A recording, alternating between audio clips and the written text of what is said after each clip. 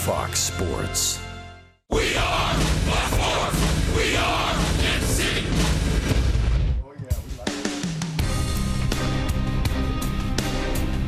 On a beautiful Sunday afternoon, we celebrate Mother's Day and recognize the moms who help guide their sons with their dreams of becoming Major League Baseball players.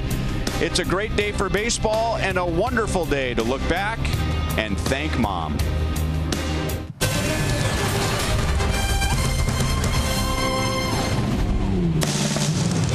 Royals baseball, happy Mother's Day. And after winning yesterday 7-0, the Royals have a chance to take 2 out of 3 from the Cleveland Indians.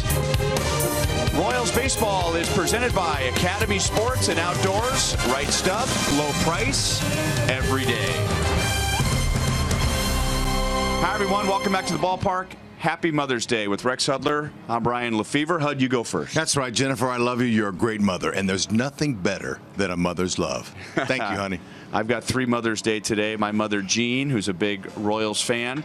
My mother-in-law, Linda, and, of course, my wife, Sarah, who's home taking care of 4 crazy God kids. bless her. So happy Mother's Day. And the mothers would be really happy today if the Royals could take 2 out of 3 from the Indians and get back on track. Get that swagger going. Are you kidding? They've come this far. They seem like they're hitting woes are over, and mainly their pitching woes are over. But, man, how about that? Let's snap that little action that they had and continue on to the Big Apple, get on the bus here, and forget about us. That last line, too, the Royals, they've been right around 500, but they've played very well within the division. 7-2 against the Twins, the Tigers, and now the Indians. And suddenly the Royals are starting to hit with runners in scoring position. We'll talk about that when we come back.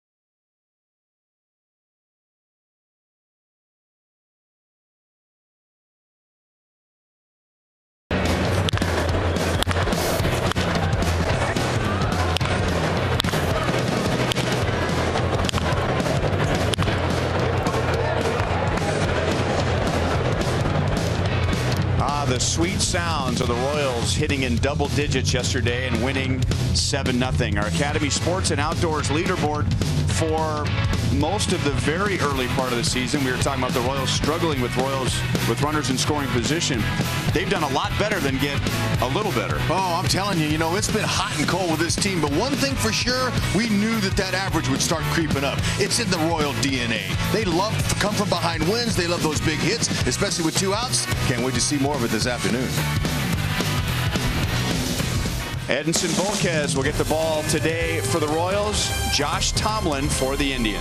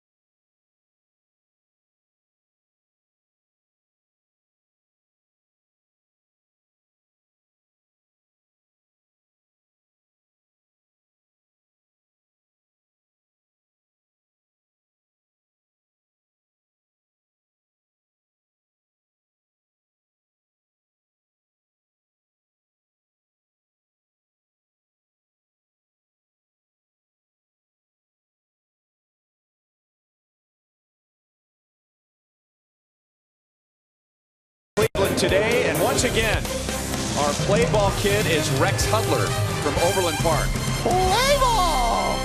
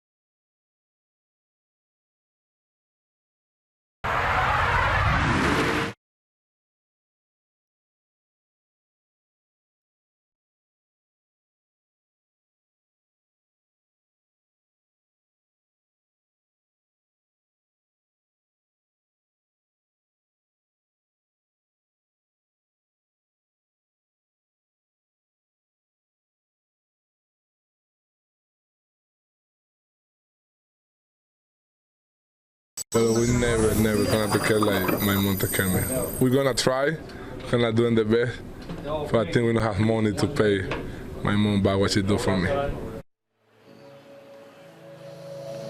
Happy Mother's Day, and players on both teams are wearing pink accents. So what used to be pink batting gloves, pink wristbands, maybe a pink bat. Now the batting gloves, the sleeves, and for the Royals and the Indians today, the numerals will be pink, as well as the Kansas City across the front of the jersey. For breast cancer awareness,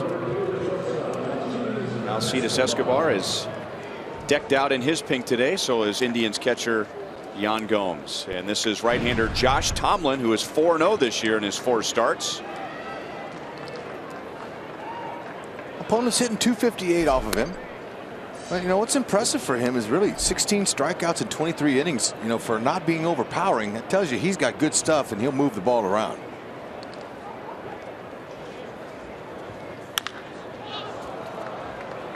Routine fly ball to Bird in right field. Marlon Bird there for the first out. He's going to work that fastball in the upper 80s. Okay, nothing more than that. He might reach a 90, maybe a 91, but he likes to keep the ball down and sinks it. He's a strike thrower. He's going to come right at you. He's got a big curveball he likes to use with 2 strikes. That's his big pitch, his out pitch. But he feeds off of hitters that overswing. He loves those guys up there trying to muscle up. Makes a good living off of them as he keeps the ball down and he comes right at. He wants you to swing at his first 2 pitches. That's his goal. Not that one.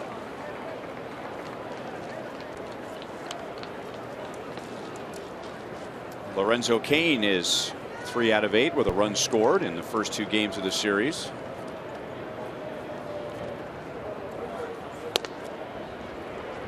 Down and away, 2 balls and no strikes. Our Kubota power stats for today.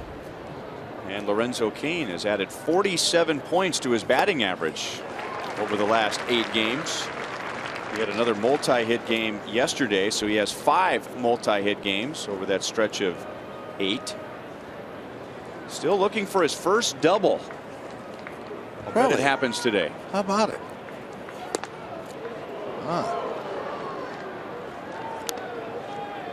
With his type of speed, really doesn't have to hit a ball, you know, right to the left or right of the outfielder to get a double. He's got that kind of speed. We'll see.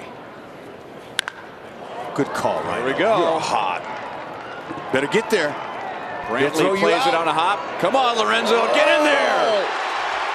And he still doesn't have a double. Darn it. Good try right now.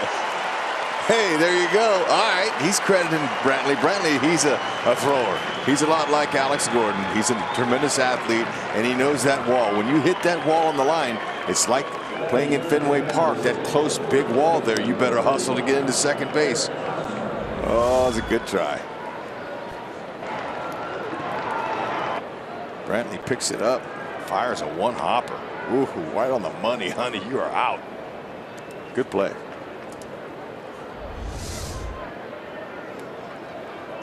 So 2 down to Eric Hosmer, and he grounds it right to Lindor. So Tomlin has an 8-pitch top of the first inning, thanks to the play in left field by Michael Brantley.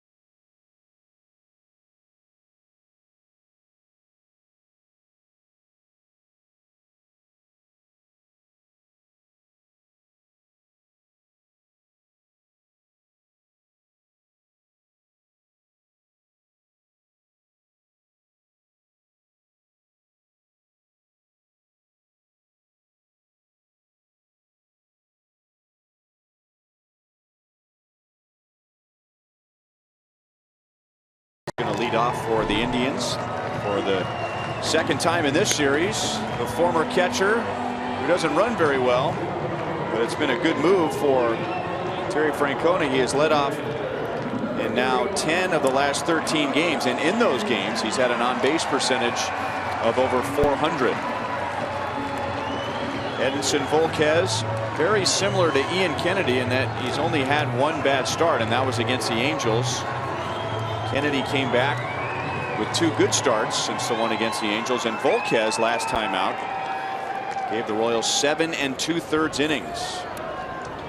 It's the longest start by a Royals pitcher this year. That was on Monday against the Nationals. There's a few guys on the Cleveland Indians that hit him pretty well, but they know they've got their hands full. 3-pitch guy, good hard fastball. He'll go 90 to 94 with that pitch, and he's got a really good overhand curveball that's down in the zone when he's on, and his changeup is a special pitch, especially against lefties. Likes to fade that away from him, keep it out of their zone. Oh.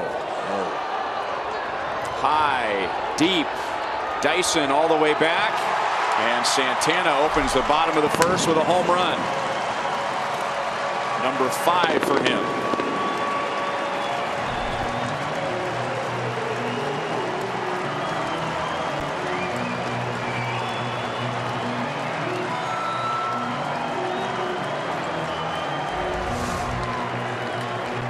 Never know if he's taking or if he's swinging, and this time he's swinging. That's belt high on the outer half and up and elevated. All he's got to do is get underneath it like he did.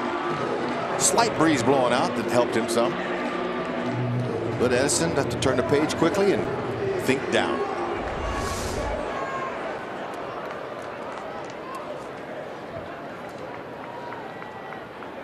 Here's Jason Kipnis. It was the Royals who struck first yesterday, getting the 3-run home run from Kendrys Morales. But in the games prior to that, the Royals had allowed at least 1 run in the first inning. So now they've given up a run in the first in 5 of the last 6 games. Yeah, and unfortunately, when the opponents score first, the Royals are just 3-10. So it was a race to see who could score first. The Tribe, when the opponents score first, they're just 2-9. So hope that stat doesn't hold up today. Long way to go. Tomlin, he can give up some homers as well. Inside, 1-2 on Kipnis.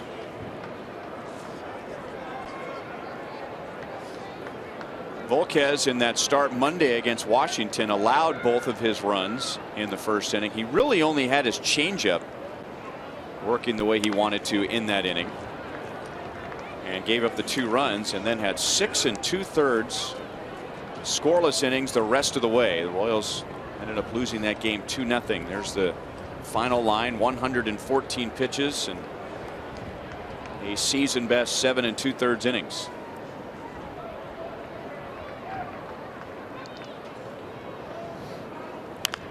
Breaking ball is pulled foul, still 1-2. Love all the pink here today for sure, especially how about the umpire? He's Quinn Wolcott has a pink mask and straps like it. Now the socks that Kipnis are wearing, you know, they're look like flesh tone colored. It's kind of a hard, soft pink he's got working there with those bright pink shoes. Well, you know that soft pink goes with bright pink well. It just, you know, everything's so bright pink. I was a little bit wondering maybe his socks faded, but it looks good. And now, you know, what he's doing to Volquez is not good. He just sits there just kind of fouling off every little pitch that comes in there. You call that some good defensive 2-strike hitting.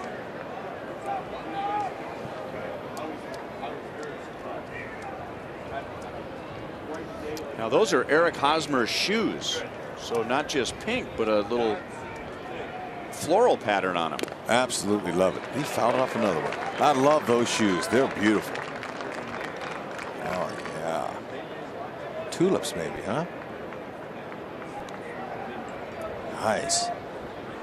Great touch. They should make the chalk lines in the down the lines and in the batter's box and everything pink lines. Maybe they'll do that next year. everything they can do to love on mom and raise awareness.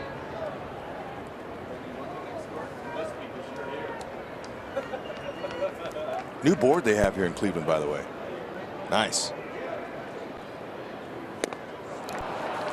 Down goes Kipnis, and Volquez has his first strikeout and first out of the game. Here are the Royals on defense today, presented by Ford.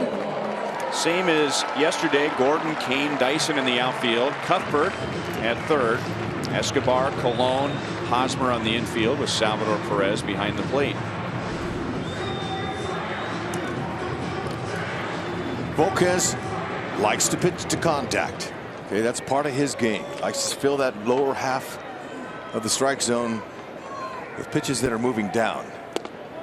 There's a beauty there. Better mix him up good against this young man here. He's been hot. He's finding the every field in this series. Good pitch over the inside.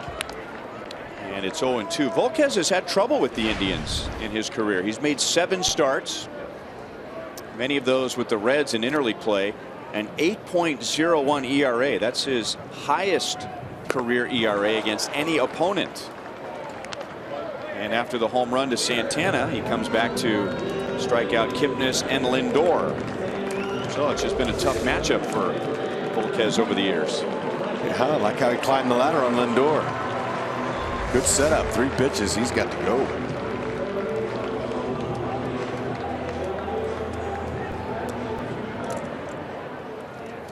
And now Michael Brantley, who started game 1 on Friday night and was not in the lineup yesterday. And as we're talking about how the Indians as a team have done very well against Volquez, when you start looking at individuals who have done well, Michael Brantley, he's faced Volquez 10 times and has reached base 8 out of those 10 times.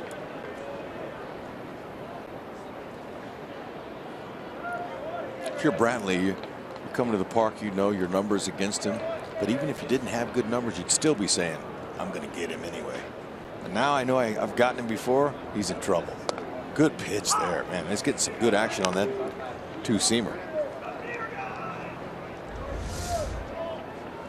Volquez has the stuff, and there's no doubt about it. Can he harness it and command it? That's the key.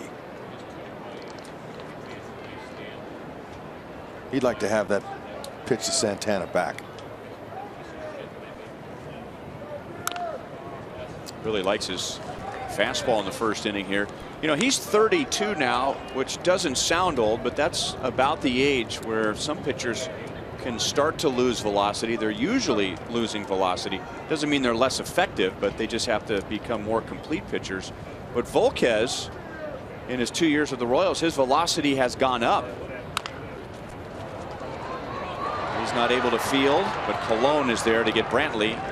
And Volquez recovers nicely after the Carlos Santana home run. 1-0 Cleveland.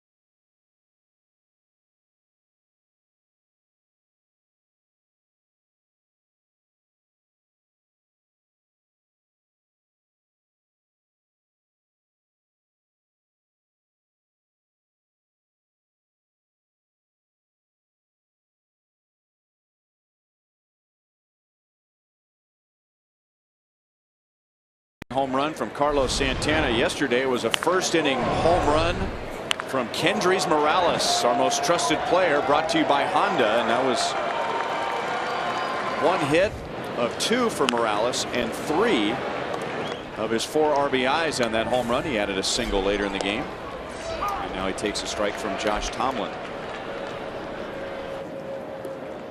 We were having lunch today with Tom Hamilton, the longtime radio voice of the Cleveland Indians, and usually joins Joel and Monty on the pregame show at some point when we play the Indians.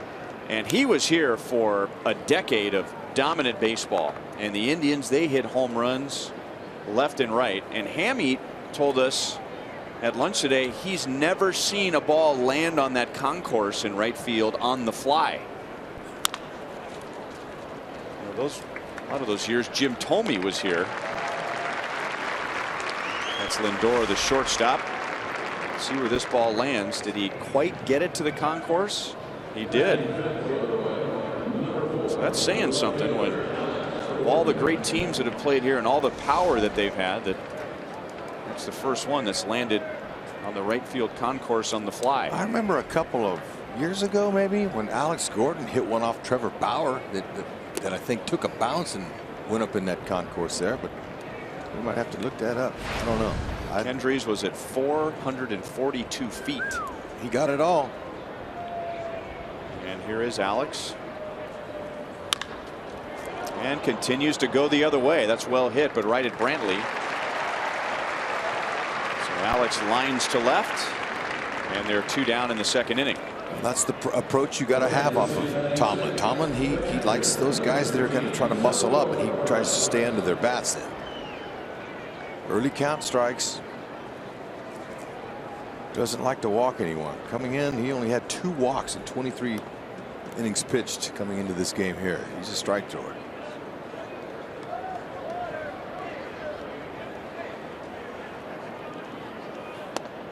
Salvador Perez, recognizing that Tomlin's getting a lot of outs with very few pitches, is taking all the way.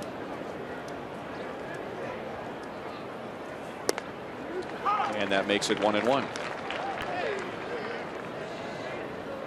Yep. See as many as you can early.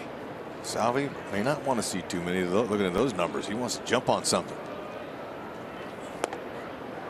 A little bit inside, 2-1.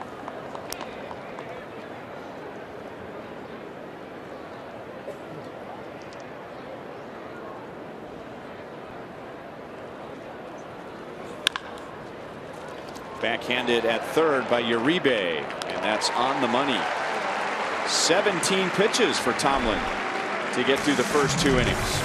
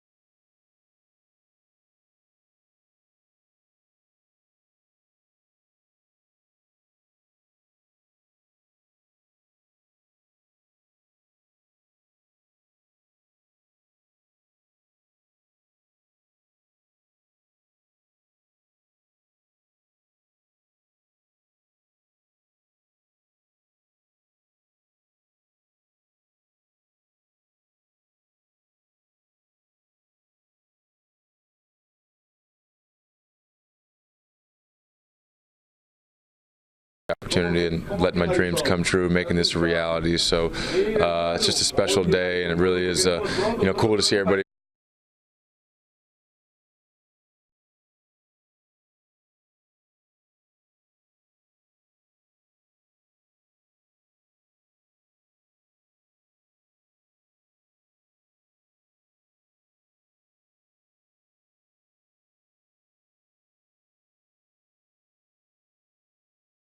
Loosening up before the bottom of the second inning on this Mother's Day.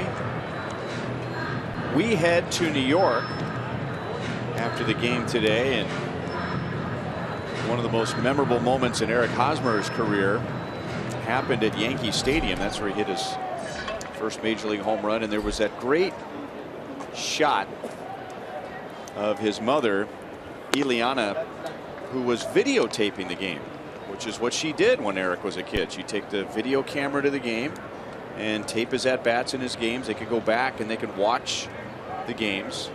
And even though his son is in the major leagues and playing at Yankee Stadium, she figured her role hadn't changed. So there she was with the video camera. Now, he was new to the big leagues, Eric was. You know, we didn't have a chance to tell Ileana, you don't have to do that anymore. We can get you high definition from about 7 different angles if you need it. Right. And a lot closer than where you are. But that was just a wonderful moment for the Hosmer family and for the fans, just to see his mom and his dad and his brother just soaking in that moment. That's fresh. Son's a big leaguer.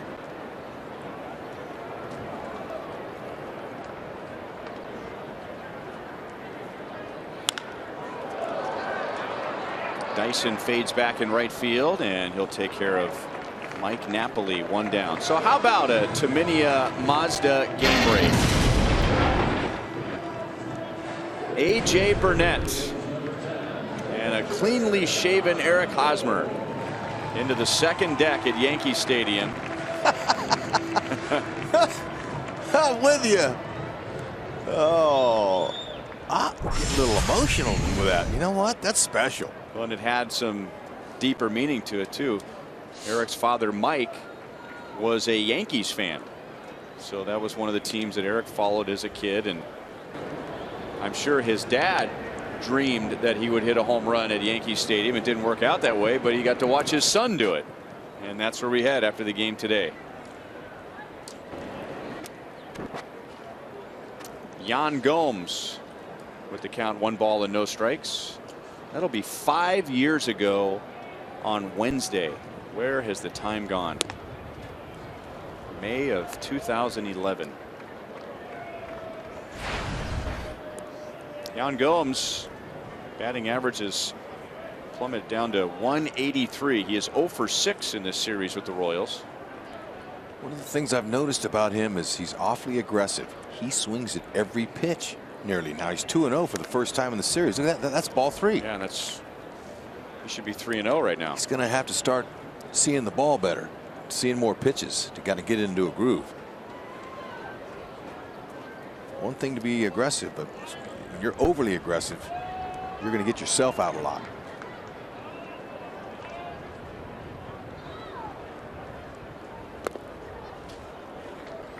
Three balls and 1 strike.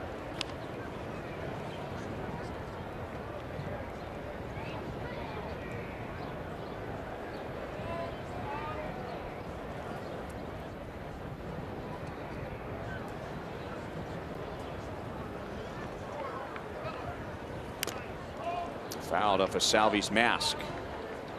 And when you're not going well, not only do you swing at pitches that aren't strikes, but when you get a somewhat hittable pitch, you don't square it up. That might be the best pitch he sees all day. Let's hope he doesn't give him another one of those.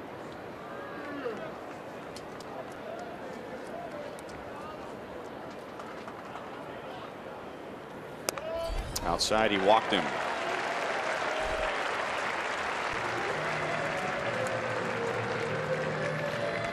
Remember to get your copy of Dayton Moore's book, More Than a Season, now with 2 new chapters. The book explores the intersection of faith, family, and leadership, and the process of rebuilding the Royals into a championship team. 100% of the sales go to Dayton's charity, See You in the Major Leagues. It's available at the Royals Authentic store, as well as the Majestic Team store. Taking care of family-based organizations. It's a beautiful charity. Fouled away by Lonnie Chisenhall, who is starting in center field today. We thought it was a bit odd when he came into the game late yesterday into center field. Last year at this time he was playing third base, and then late in the season the Indians moved him to right field, and he really took to right field, and now he's playing some center field. That ball is just foul up the right field side. 0-2. Well, that's good for him, and mainly good for him to have a good attitude when they ask him if he can play in different spots. Really what he's doing is increasing his value. It's a young man, would like to get 10 years in the majors, I'm sure, but hasn't been with any other teams, and now he the National League could be calling for him someday, as he could play all the outfield spots. That'd be really good for him. Pitch in on his hands, and it's still 0-2. If he can play third base, you can put him at short and at second for a spell too. You know, he's a good athlete, got hands, and in the National League, when they do double switches, you only have to play a couple innings on defense. He would be a good National League player. Pick up his pinch hitting skills. I'm sure he wants to still play every day, and that's every guy's goal, but it's be good for him later. Ooh. Broken bat, and Colon makes the play for out number 2.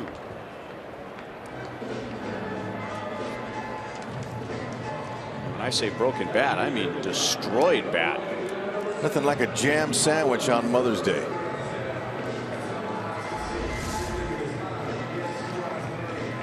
Hey, Mom, can you make me a jam sandwich? I'm a little hungry.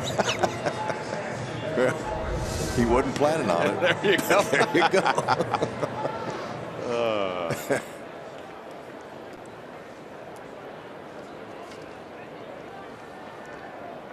Two down to Marlon Byrd.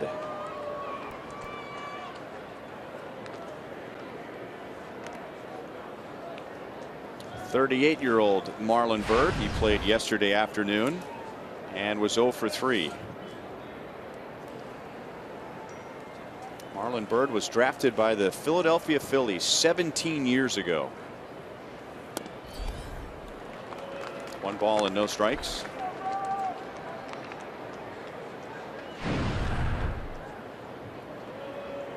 Two years ago, he had 25 home runs for the first time in his career.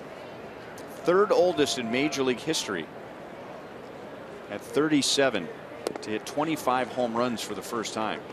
Think about that. You have a long Major League career, and when you get to 25, which is becoming an impressive number again. There was an era where guys who hit 25 home runs were walking around in the parking lot.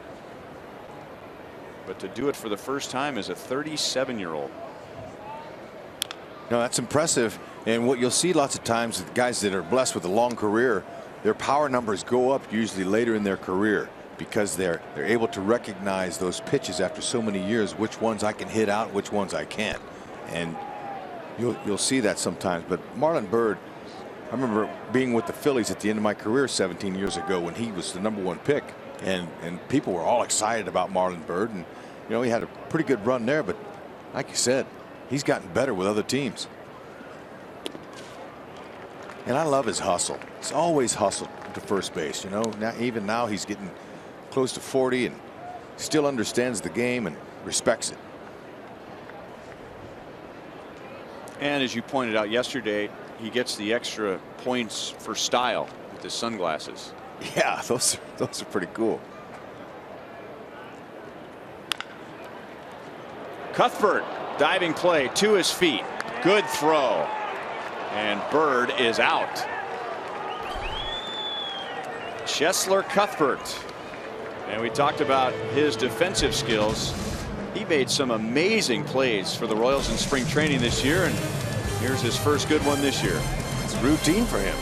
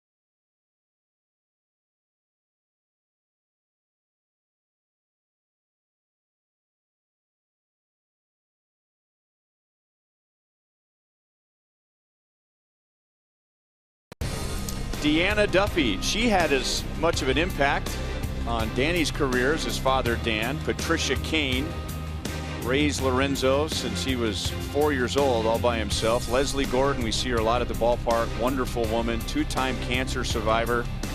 Ileana Hosmer, we talked about her, born in Cuba. Hilda Diaz, Salvador Perez's mother.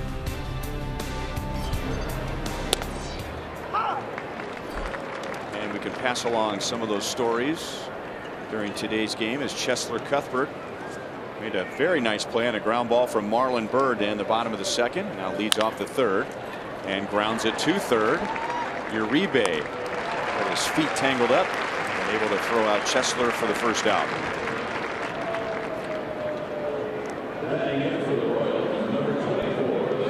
You know, it's not just as special as today is Mother's Day, but we know all of the Royals' mothers' names by their first name. These guys talk about their moms all the time, so I'm not really good with names, but gosh, I know almost all their moms' names. Strike to Christian Colon. There's his mother Lucy.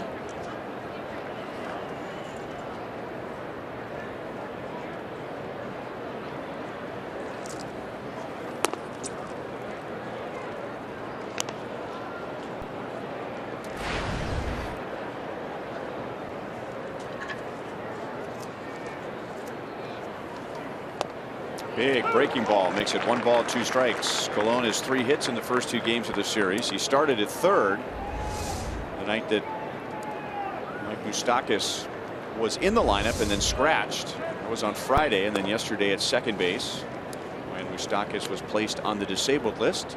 And we hope to visit with Mike Moustakas from the Royals dugout next half inning.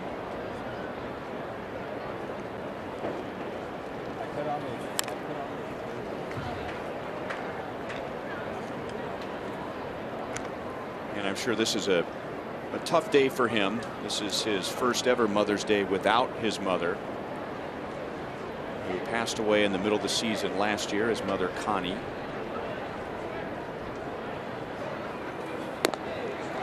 Slider is in for a strike, and that's the first strikeout for Josh Tomlin. Yeah, well, he saw the knee buckling curve. He stayed with him on it. It's a good pitch. The slider is more like a cutter, and that was it right there. It wasn't the big curveball, but he's got a changeup he mixes in as well. All 4-pitch mix, and he attacks the strike zone down.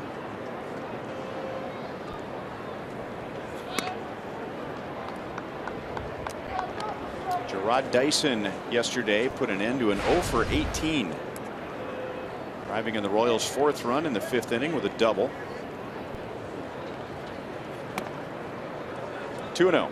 Gerard Dyson gets a chance to play every day now, and with third baseman playing him right in here all the time, you know, he can get that bunt technique down to where he can drop some soft ones and then push some hard ones. As they come in that close, you can just use the velocity of the pitch and just kind of poke it by him and get a double on a bunt with his type of speed. He's got to really work on that. Come out early and practice that craft. It's not easy, but with his kind of speed, I think it would increase his value getting on base for the Royals if he would work that bunting game a little bit more.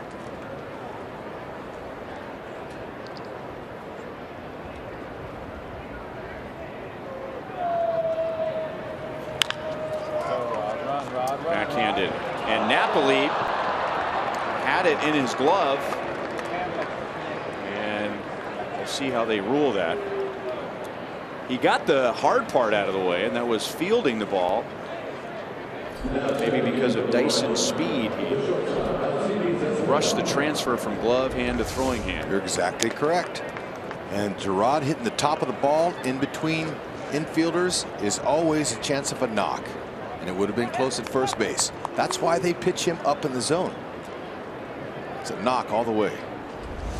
That's why they like him to fly the ball out.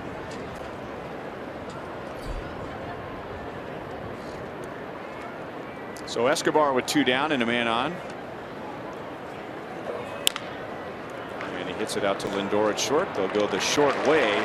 at second base to end the inning. We hope to hear from Mike Moustakas when we get back for the bottom of the third. Cleveland leads 1-0.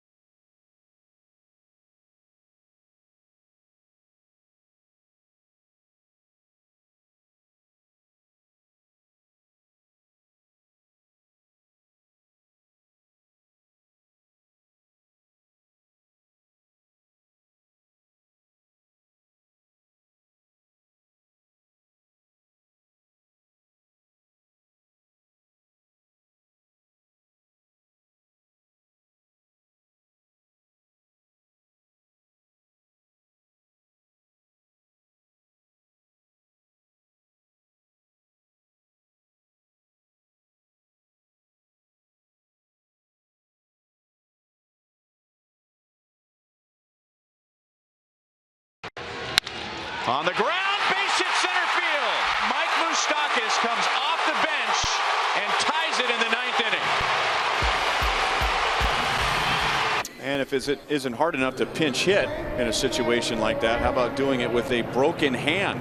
Were you aware that your hand was broken when you had that at bat? Yeah, it's just my thumb, but yeah, I knew it was broke. We got the X-rays in, and you know, I just tried to play through it, and it you know, was able to get a good pitch and, you know, put a good swing on that at bat. I got to think that has got to be one of the funkiest injuries you've ever had, considering how hard you play and diving and getting hit by pitches and everything, because we've watched that replay a few times and it seemed pretty harmless. Yeah, it definitely stinks that it happened like that.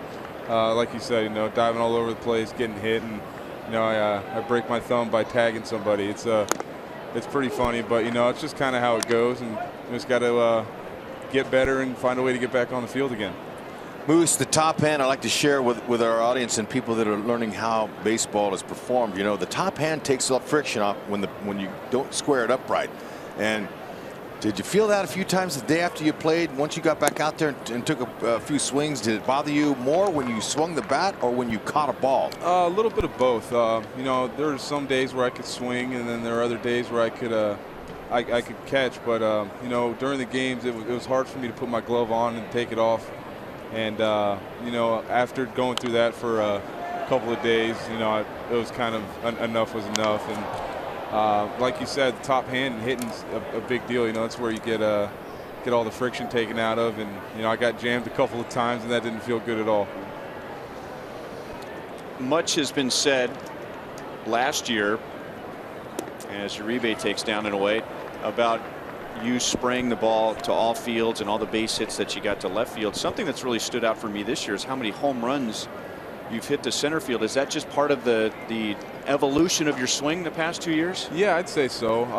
You know, I'm not trying to do anything different with my approach. I'm trying to stay as consistent with that as possible. You know, staying on it, going the other way. You know, trying to get my base hits to left field, and you know, that's just kind of translating into you know, getting pitches out over the plate and hitting them out to center field, which is you know, which is always fun.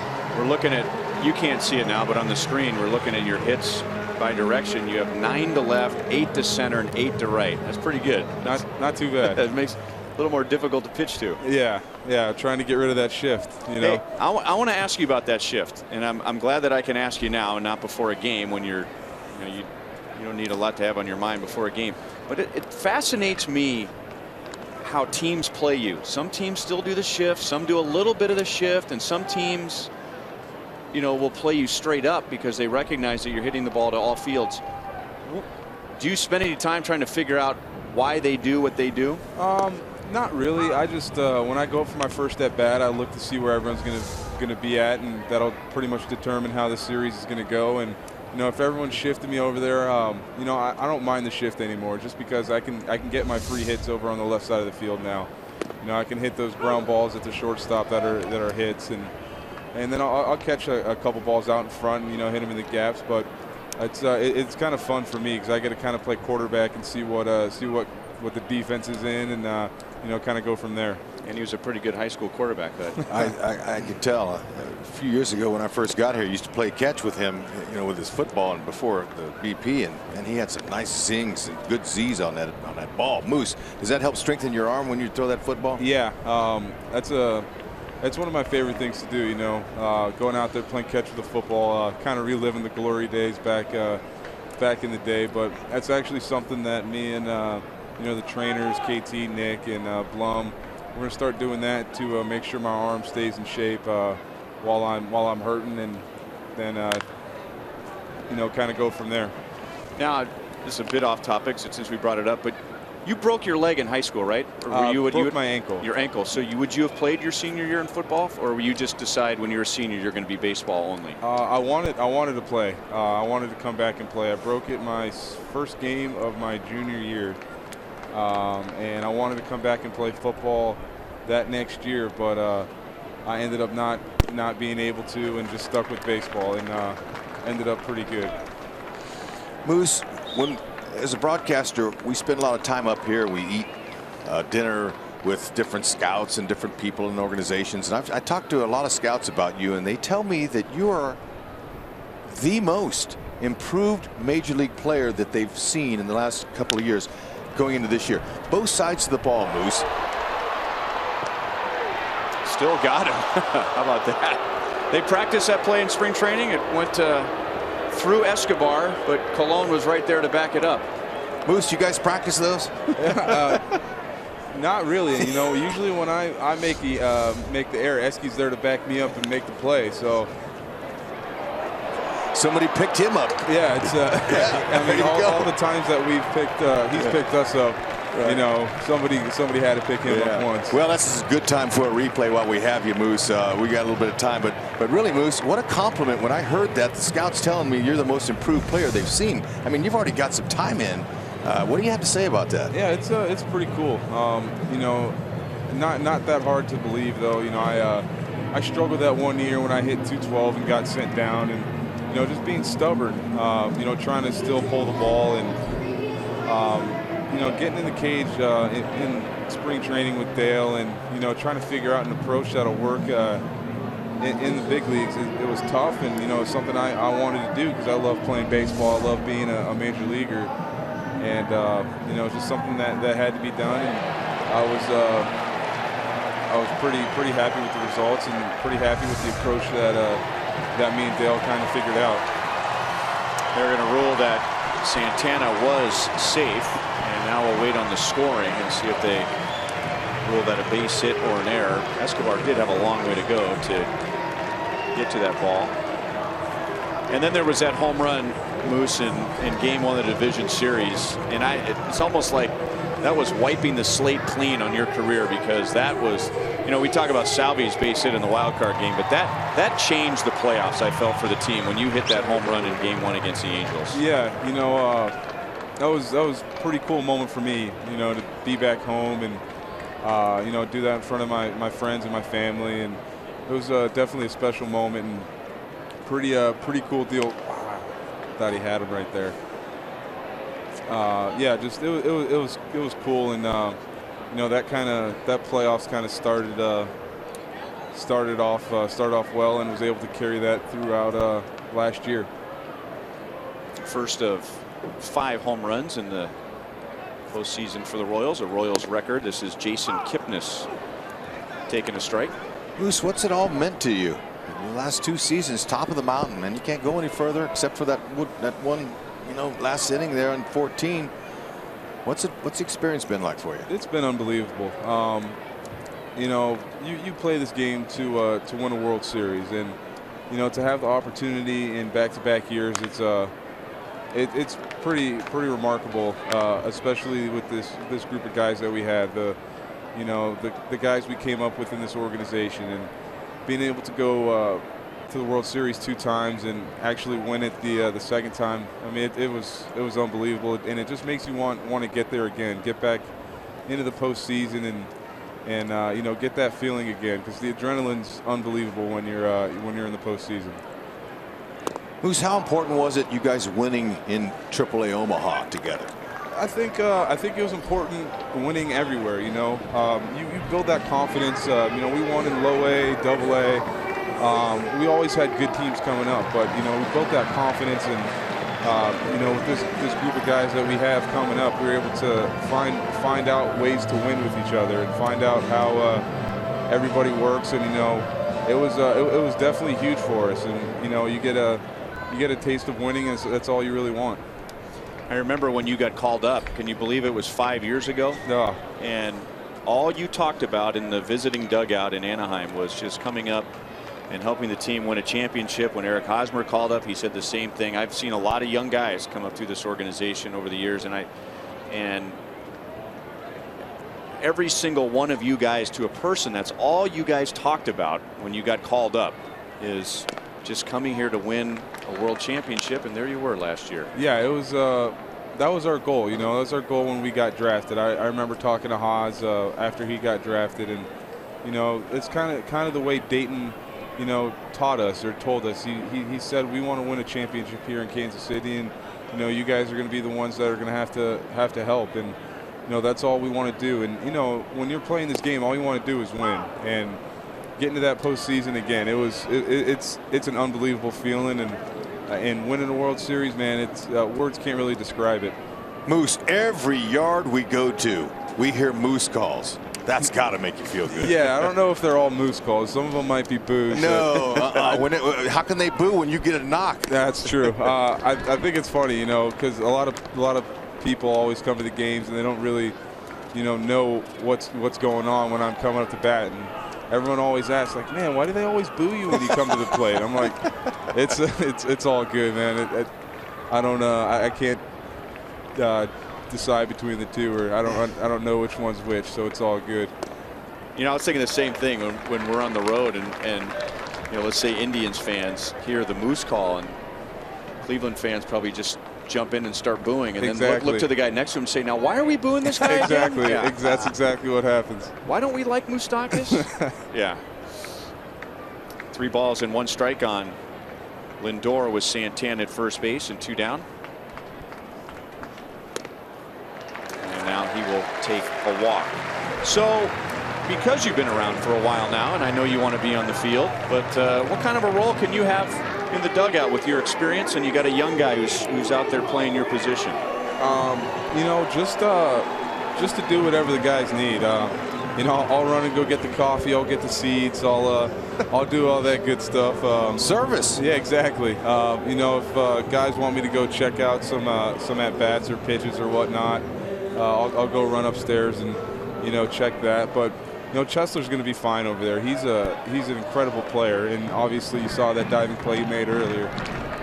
He's a special player, and he's going to be a real special player in the years to come too. And it's fun to go out, or fun to watch him play ball. You guys have created such an identity that when somebody comes in from another organization or comes up from the minor leagues, you can identify right away, is this a Royals type of a guy or not? And he seems to be exactly what you guys are. Oh, absolutely. You know, he plays the game hard. He has fun. You know, he's more of a quiet kid, but you know, he plays the game hard and he has fun, and that's pretty much what we're about over here. We like to go out and, you know, have some fun and, you know, win some ball games and do whatever we can, but it's always fun. You know, we get to play Major League Baseball, and it's a real dream come true. There was that play that he made to end the bottom of the second inning against Marlon Byrd. 1-1 from Volquez to Michael Brantley. And now 1 ball and 2 strikes. Moose, you had to know defending the World Championship flag is a little different than the American League Championship flag from last year. And the Central here beefed up a little bit. It's going to be a battle, huh? What do you think? Oh, absolutely. You know, when you have that patch on your shoulder, it says World Series champions. You know, it's like a target. Everyone everyone's coming to get you every single game, and you know it's awesome. But at the end of the day, last year's over with, and this is a new year, so we got to go out there and find a way to get back to the postseason. You know, it's not going to be easy. A lot of great teams in the Central, and throughout all of baseball. So it's definitely going to be a tough task, but we got a great team, great group of guys, and just got to go out there and keep doing what we're doing. And we brought that up too. You guys haven't hit your stride yet, but you're getting the best effort and concentration from every team you play because you guys are the measuring stick now. Yeah. And in Major League Baseball, and it's not which team is the best. It's the team that plays the best that day. Come on, Lolo. And he's there. Well, hey, thanks for your time, and we certainly don't want to avoid the obvious today on Mother's Day. We're really thinking about you and your family, and really appreciate all the time you spent with us. I appreciate that, guys. Thanks, and, Happy Mother's Day to all the mothers out there. Okay. All right. Mike Moustakas joining us for a long bottom of the third inning, but the Indians are scoreless.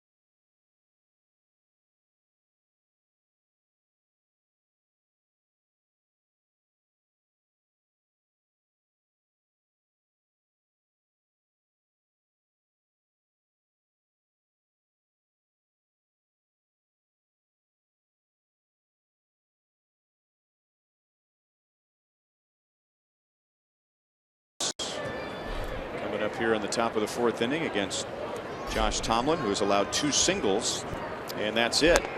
He has faced only 1 past the minimum in the first 3 innings. Lorenzo Cain singled out the wall in left field in the first inning, and then trying to stretch it into his first double was thrown out by Michael Brantley. We showed you a picture an inning or so ago of many of the players with their mothers, and Lorenzo Cain with his mother Patricia. Lorenzo lost his dad when he was just 4 years old, and Patricia raised Lorenzo and his brother Delvin all by herself. And we have a special thanks to Patricia, which relates to all of us in Kansas City. You see, Lorenzo in high school wanted to play football, and his mom would not allow him to play football. So he went out for basketball. He did not make the basketball team. So we thank his coach for that. There's his first double. If Michael Brantley throws out Cain here, he will have to submit a specimen for immediate testing. So there it is, double number 1. So we thank his mom for not allowing him to play football. We thank his high school basketball coach for cutting him, because in a desperate move to be on some sort of a team, he went out for baseball. And here he is. Yeah, I love it. Worked himself a great hitting count, 3-1, got him that pitch to hit, and he stayed on it, kept it fair. That'll make us look good, Cain. Make yourself look good. Now let's see if Haas can move him over and in somehow, some way. You're not going to ask Haas to try to pull the ball because he's so dangerous in the opposite field, but he can find a way.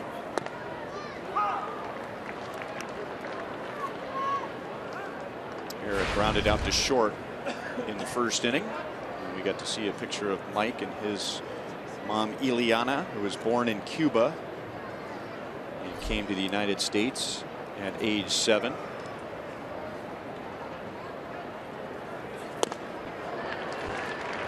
No balls and 2 strikes on the field at Citi Field after Game 5 of the World Series. After they planted the World Championship flag right there in their yard. And shortly before they turned the lights out on us. Did they? Oh, yeah.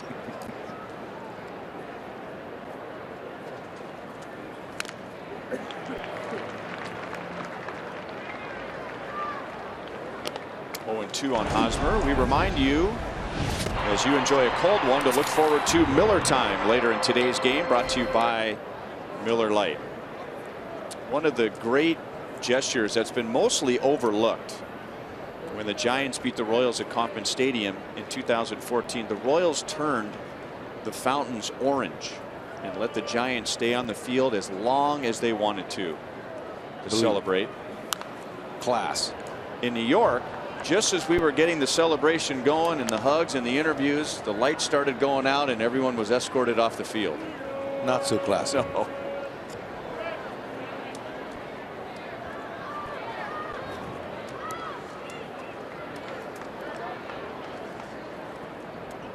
Haas just missed that high fastball, tried to Tommy Hawk it. See if he'll shorten up his swing and just try to put it out there.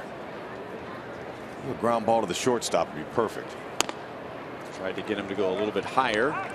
1-2. Lindor over there playing behind second base. That's an inviting spot, but you know, for Haas, and he'll go line to line. Wants to try to stay away from big swings here because, like I said earlier, Tomlin, he loves those guys that go up there swinging hard. 2 balls, 2 strikes.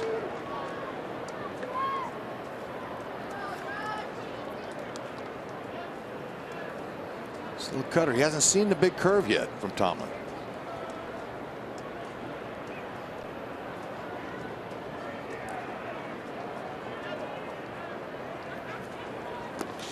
And the count goes full after falling behind 0-2. Kendrys Morales will be next.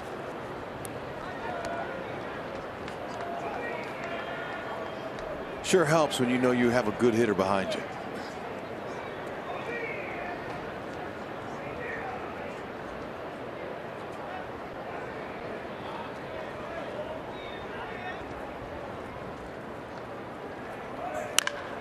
Blasted into right center field. Happy Mother's Day, Ileana. That is a 2-run home run for Eric Hosmer to give the Royals the lead. Woo-hoo. That's the one he waited for, folks. When you spit on those outside pitches and let those pitches go that the pitcher wants you to swing at and you wait for yours, good things happen. That's beautiful at bat. Haas connects big time for his 5th homer on the young season.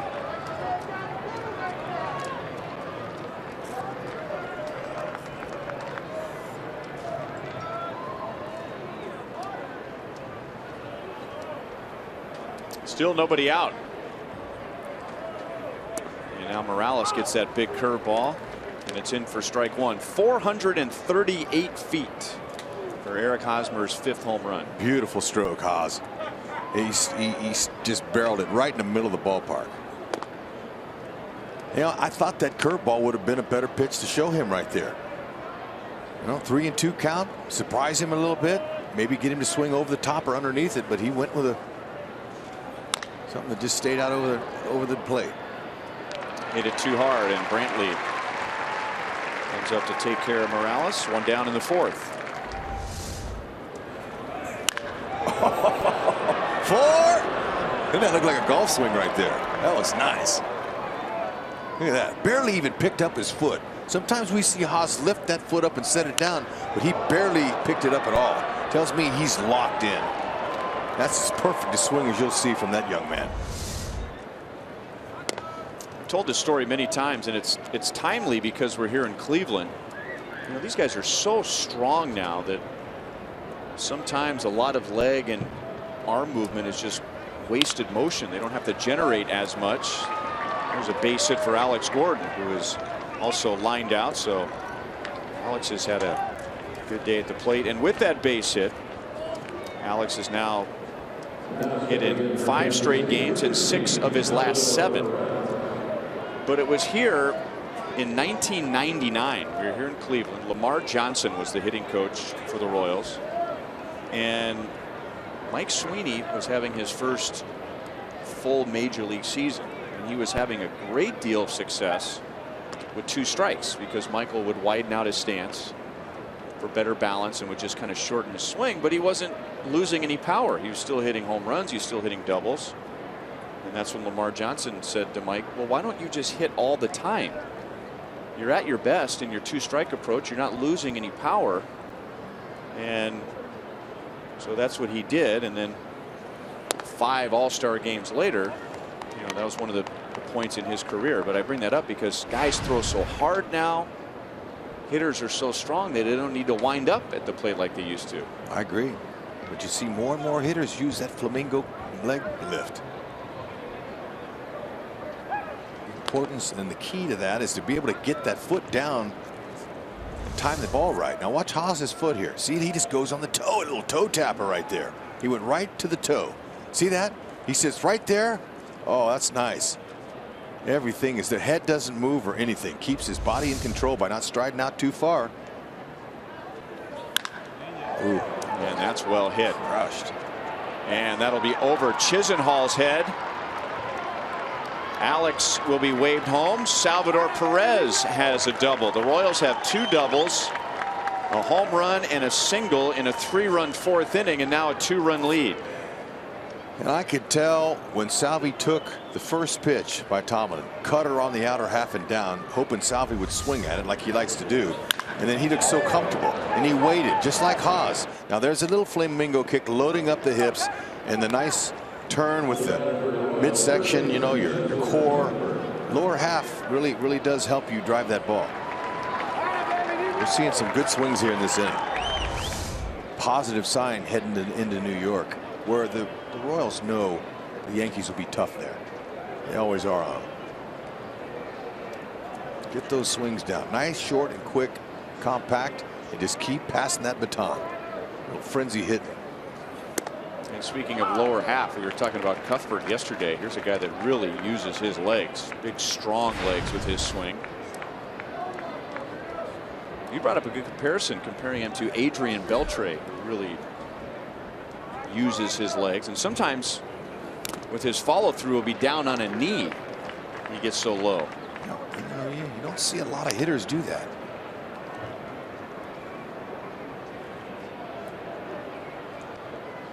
Back leg, you know, it lowers you down a little bit, lowers your swing so you can get to that low pitch.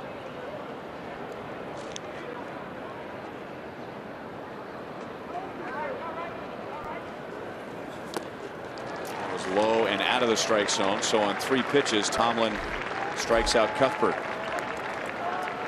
And that's Tomlin's 2nd strikeout.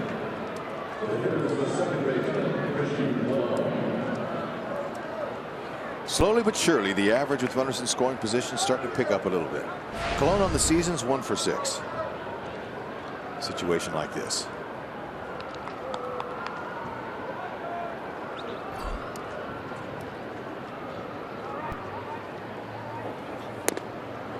The slow curve, 75 miles an hour, 0-1 to Cologne.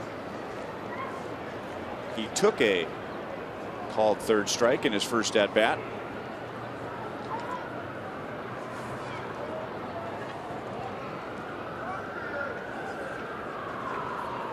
Perez is at second base with 2 down. Laid off the pitch that time. 1-1. Marlon Byrd in right field has a good arm. He's got 3 assists already this season. Chisenhall in center has 1, probably from right field. Brantley got his first assist today when he threw out Lorenzo Cain. Good arm.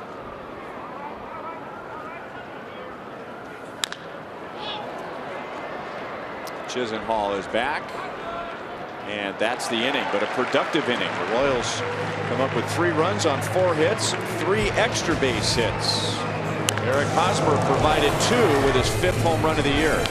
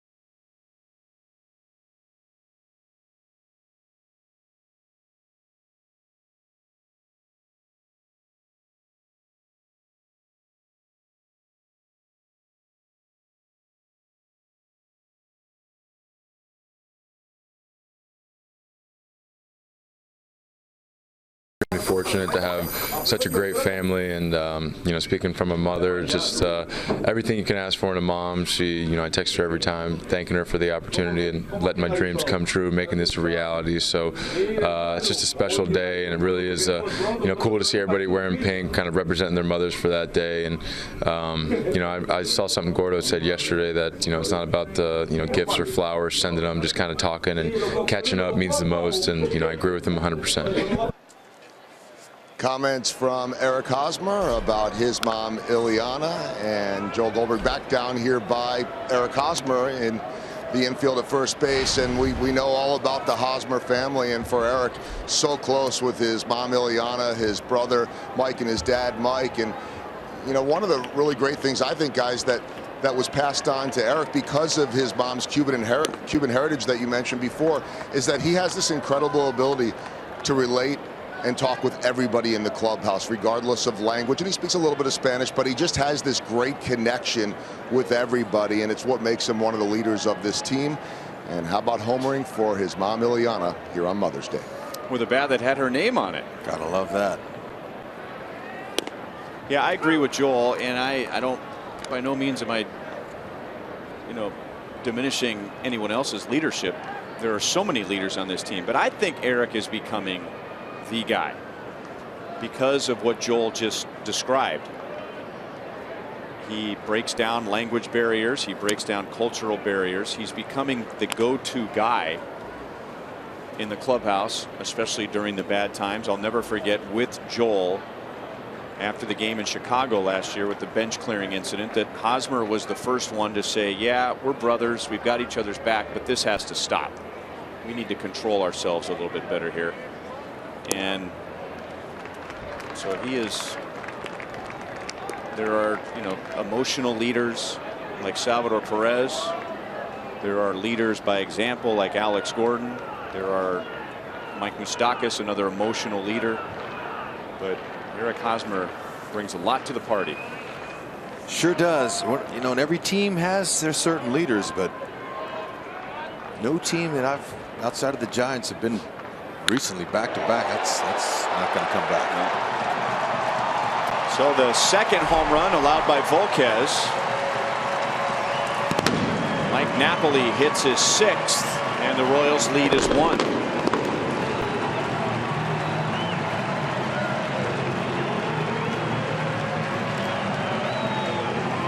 It's been a good pickup for the Indians for the first 5 weeks of the season. Without a doubt. This guy, he takes care of himself. He's in good physical shape. He's strong, and there's the high fastball. Talked about how that's where you can get him out. Well, he's made some adjustments. He knows they're trying to get him out there, and he top hand that one. In order to hit the ball out like that, you've got to roll that top hand on contact just so you can get that backspin on it. And now breaking ball to Yan Gomes is in for a strike. And Napoli has also hit very well here. His numbers are much better in Cleveland. He has hit 4 of his 6 home runs here. And he's driven in 16 of his runs here in Cleveland.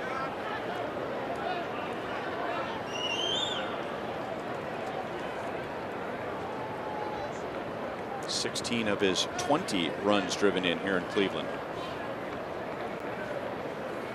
Almost nailed by Volquez.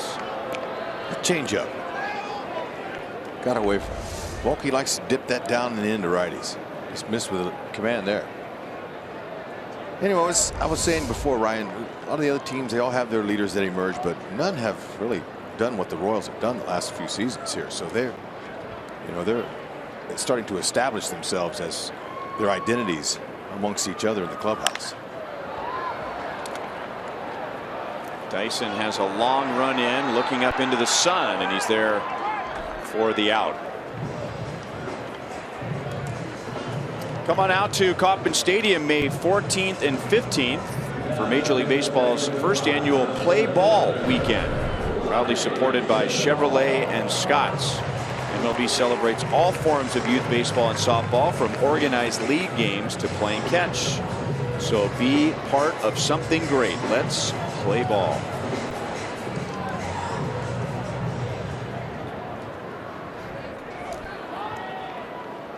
One down to Lonnie Chisenhall.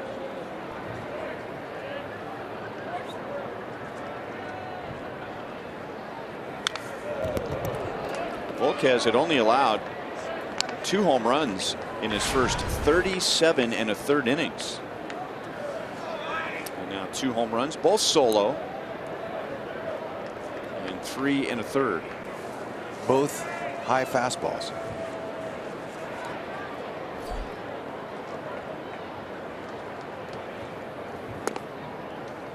Good movement.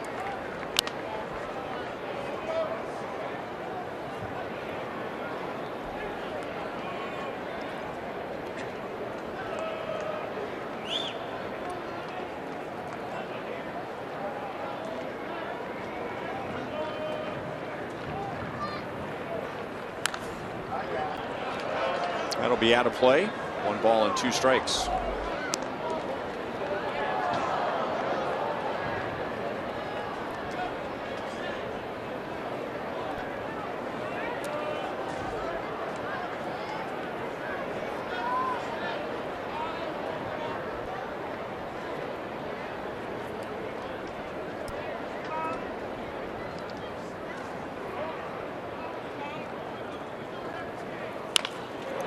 Line to right field. Dyson thought about it and then had to block it to keep Chisenhall at first base.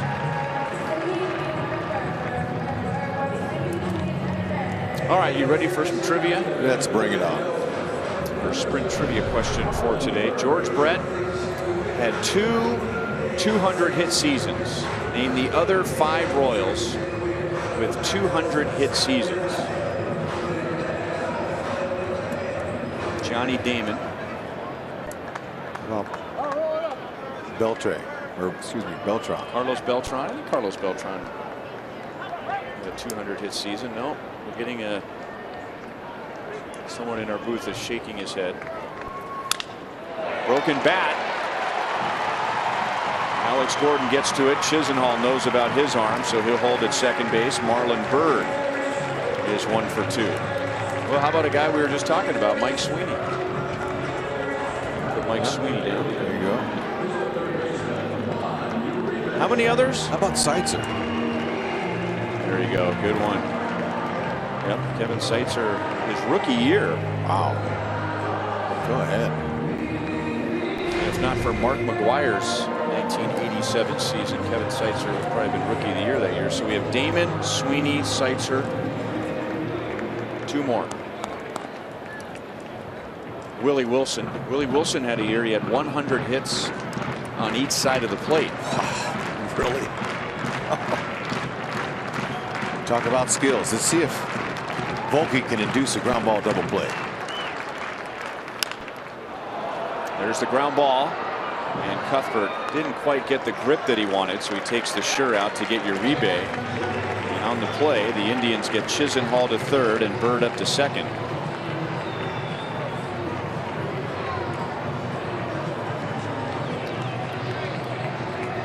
Jose Offerman have a 200-hit season? No.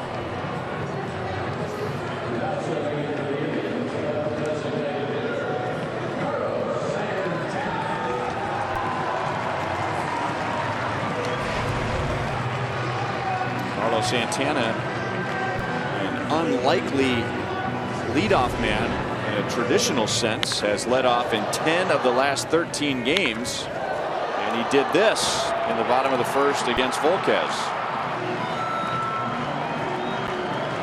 Solo shots, they don't hurt you. It's the homers with runners on, and this is not the right time. You're going to have to pitch him carefully.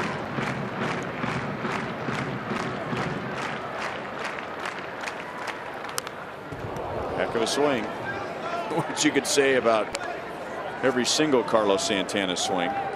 He was looking to ambush there. Good thing that was high and tight.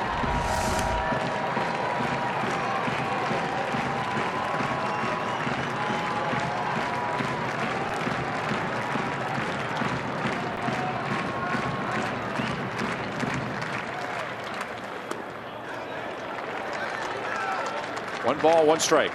Santana's also reached on an error by Escobar at short, which was first ruled an out, and the Indians used their challenge to have the call overturned. Royals just scored 3 in the top half of this inning for a 3-1 lead.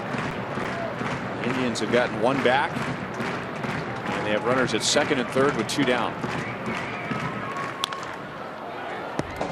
Volquez jumps ahead, 1 ball, 2 strikes.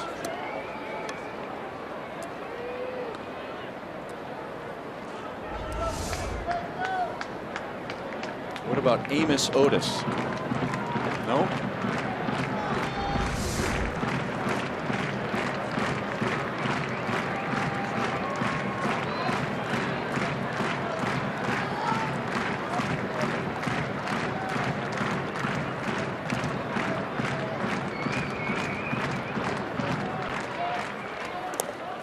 Two and two. Joe Randa. No. Way to go. We'll get him. We only need one more. Johnny Damon, we assume. Johnny Damon, Mike Sweeney, Kevin Seitzer, Willie Wilson. I'm confident with those 4.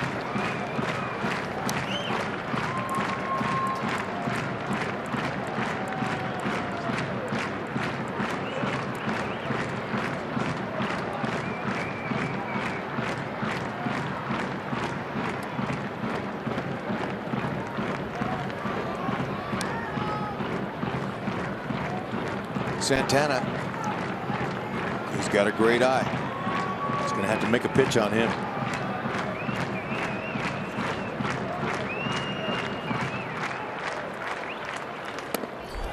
Three and two.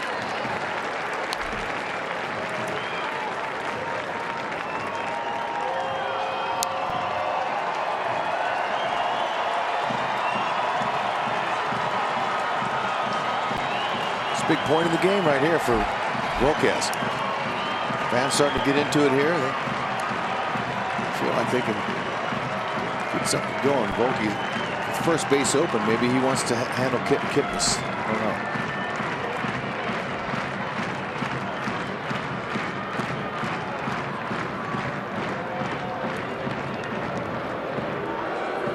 So I'll be turning back to Oakland umpire Quinn Wolcott, who's making sure it's a 3-ball 2-strike count. So do they want to go after Santana here or Kipnis, who's on deck? Well, Kipnis has struck out twice. Sure, that's what they talked about.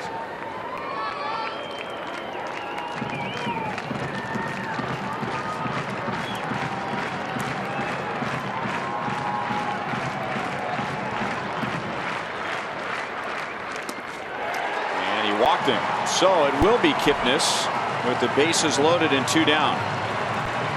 As Volquez walks his second. And now it'll be Dave Island out of the Royals' first base dugout. Jogging out there, which Dave normally does, but with the new rules, 30 seconds after a coach is on the field, conversation has to come to a conclusion. And with 7 seconds left on the clock, Dave Island heads back to the dugout. Nice time. He's Good clock management. Totally agree. All right.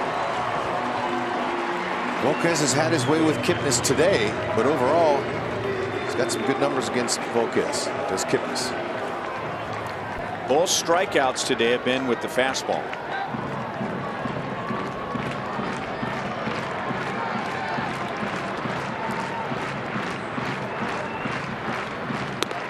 Flipped a curve and it's high.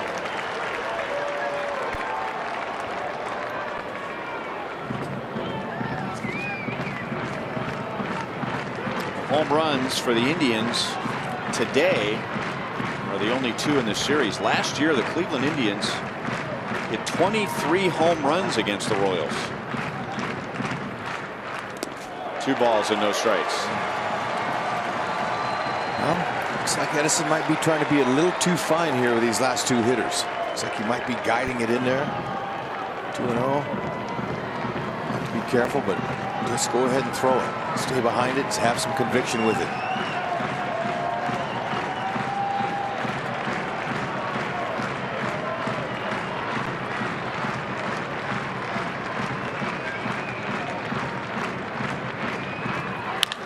On the ground, Colon from a knee in time. Yeah. Christian Colon.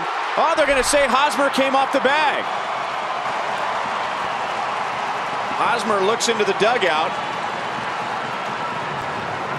So for now, a run is in, and the game is tied. And Ned Yost immediately says they want to take another look. First base umpire is Mark Carlson. Got it. Yep. He had to regroup. You don't see Haas do that very often because he's always knows exactly where that base is. And that play there, he went to the base without looking at the base. And he just kind of felt for it there. And it looked like to me he got it on the second time he tried to touch.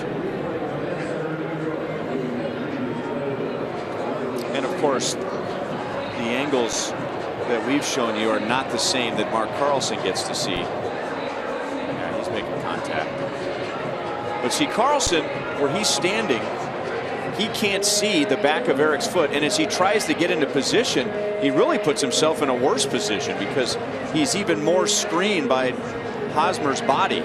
You're exactly right.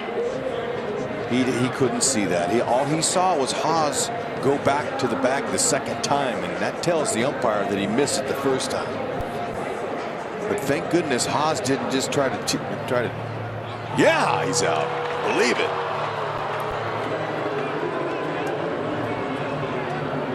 So, as our blood pressure steadies, the inning is over.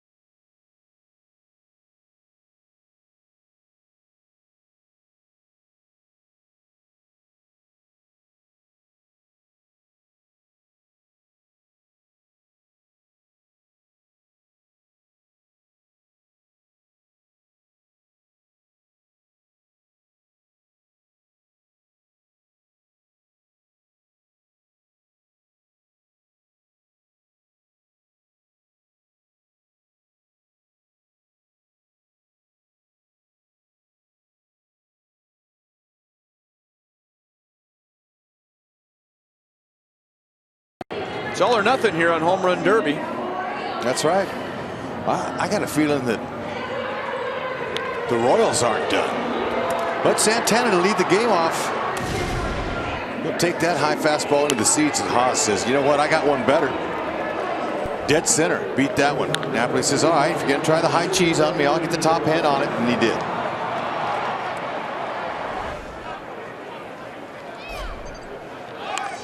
Dyson bunts. And Tomlin, my goodness, what's he doing catching that ball? That is Yan Gomes' play all the way. He should be fined, if not released. Wow, a pitcher caught a pop-up. Can you believe that? Sure. A grown man who's a professional athlete can actually catch a pop-up. Right to him.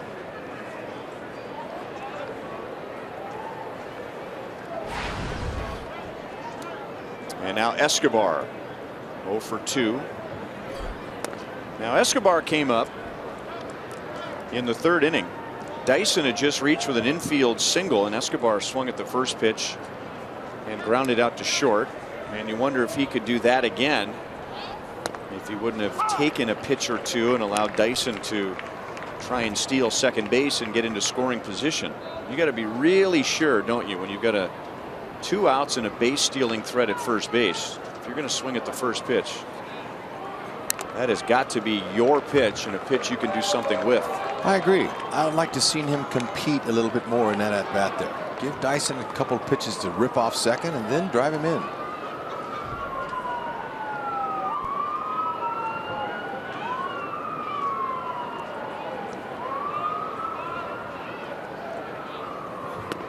We saw some excellent at-bats that last inning by the Royals. We saw some really nice swings. Guys working the count, working Tomlin, making him come up with a pitch down the middle, and they didn't miss it.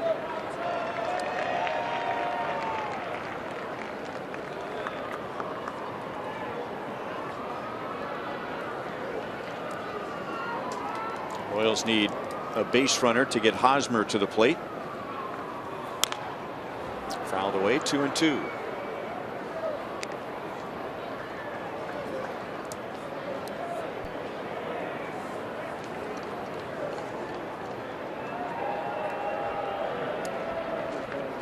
Escobar has hit in 6 straight coming into today. Still 2 balls, 2 strikes. So let's think of the Royals that are starting to swing the bat well now. Escobar, Kane, Morales, Gordon. Salvador Perez have been slumping lately. He has an RBI double today. Uribe handles a 2-hopper. 2 down. Check out those swings from that last inning. Lorenzo Cain starts it off, worked a 3-2 count, saw some pretty tough pitches. Actually, that was a 3-1 count. Haas 3-2. Dead center. Alex, look at that. He's controlling his body, staying in on it, and keeping his hands inside the ball. And Salvi just raked it. Those are all beautiful swings.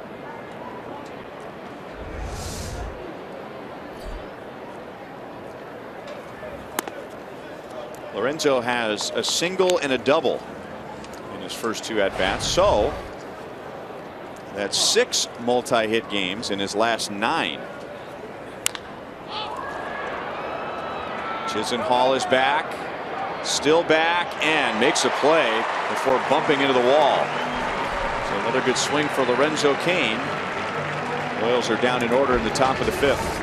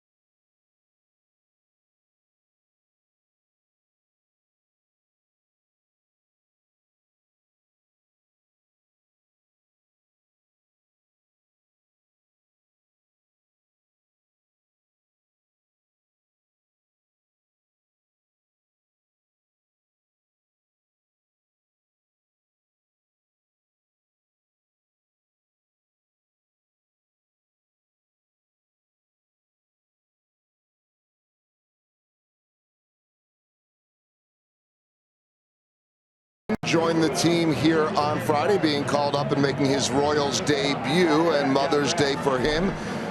Had a chance to share this picture. There's the young little cowboy, Brian Flynn, with his mom, Michelle, probably back home in Oklahoma. And in the case of Brian, extra special to wish his mother a happy Mother's Day, because he said that his father passed away when he was 8, and so Mom Michelle really played the role of mom and dad.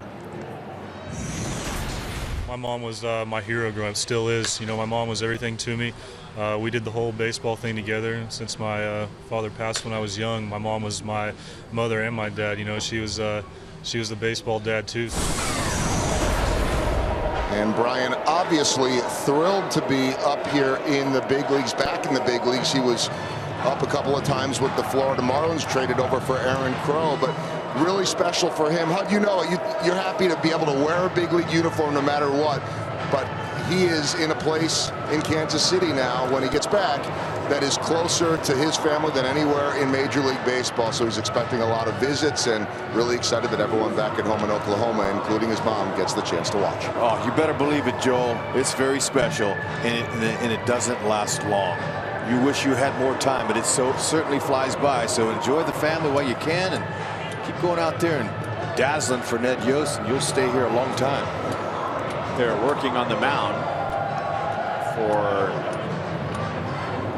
Edinson Volquez. So we're going to show you some shots of our crew members' mothers.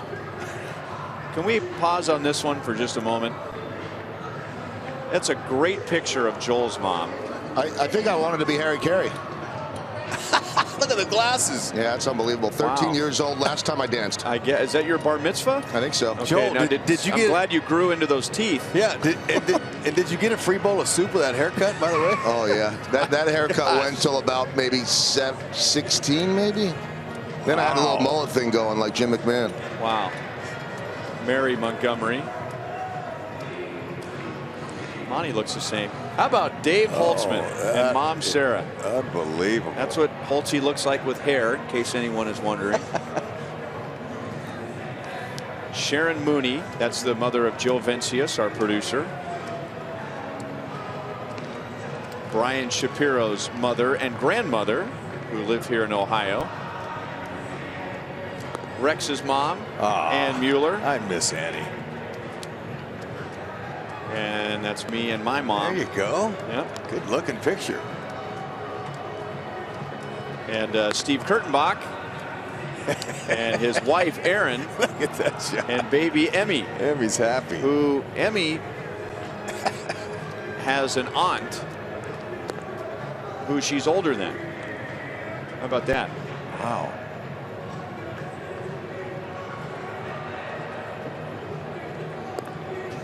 What? That's an interesting fact to me. I'm just hearing about it from everyone in the crew. Which makes her Auntie M, right? Oh, excuse me. Let me take that back. Emmy is an aunt. Yeah, so she has a nephew who is older than she is. Thank you. Wow, sorry about that. What was that, Joel? I'm sorry. She's Auntie M. Auntie M. That's right. What did I say?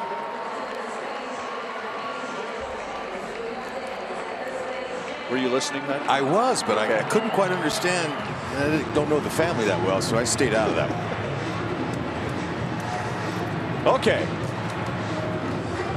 So we thank Volquez demanding to have the mound fixed so that we can share those pictures with you. You got to give credit to Joel for turning that picture in. Really? Because I saw another picture of Joel and his mom, which was a lot better for him. He opened up himself right there. Shows a lot about his self-esteem that he's that's right. willing to show that picture. Lindor on for the second time, and that's his 6th hit of the series. So yeah, that's a good picture of both of them. Joel is originally from Philadelphia, and then I mean that's like a different kid. Yeah.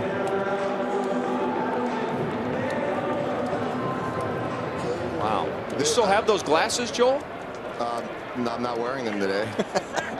He has.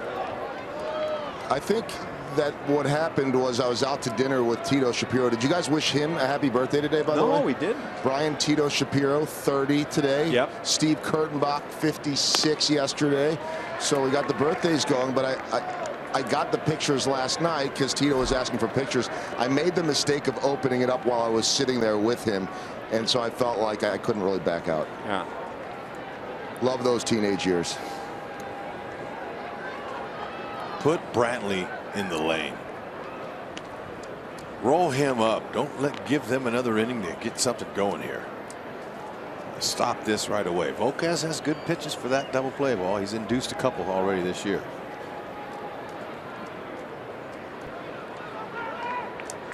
Brantley stays inside of the ball. There's no telling where he'll hit it. Lindor runs, and it's fouled away, and Lindor had a very good jump. So that's a break there that Brantley fouled it away.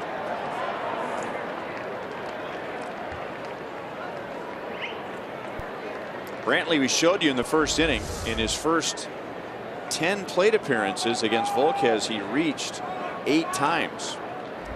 But today, he is grounded to second and flied to center, and he is now hitless in his last 18 at-bats against the Royals. So they spent a little extra time on him based on his past numbers. He has very good career numbers against the Royals.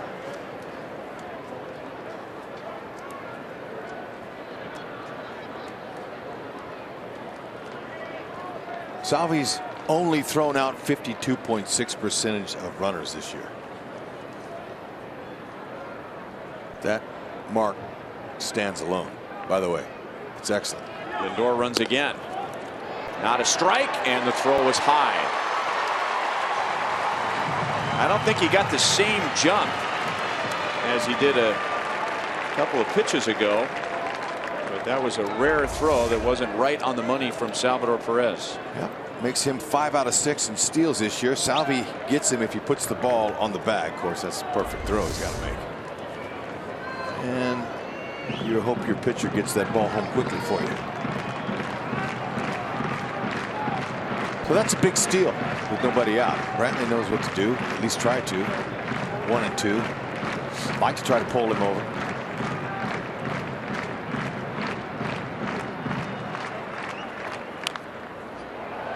That'll be out of play. 2 and 2.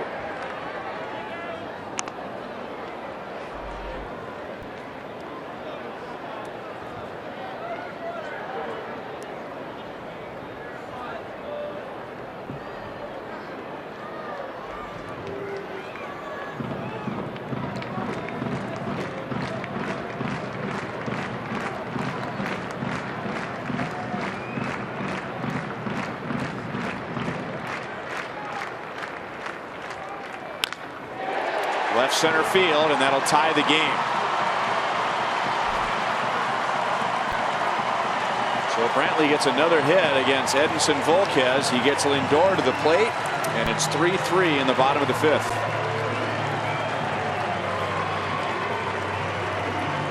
Hard to keep that hitter down for very long. Royals did a nice job, but there's a mistake there. Short, quick with his hands. Just tried to do that. Wanted to just put the ball in play. Excellent control on that swing.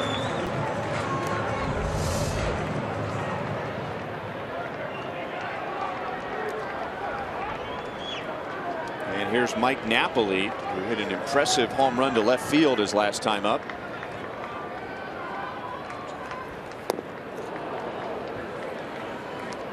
No balls and 1 strike.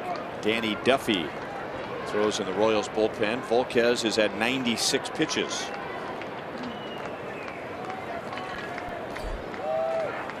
Brantley looked like he wanted to go early.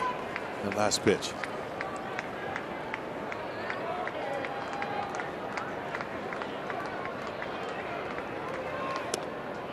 Breaking ball is outside. 1-1.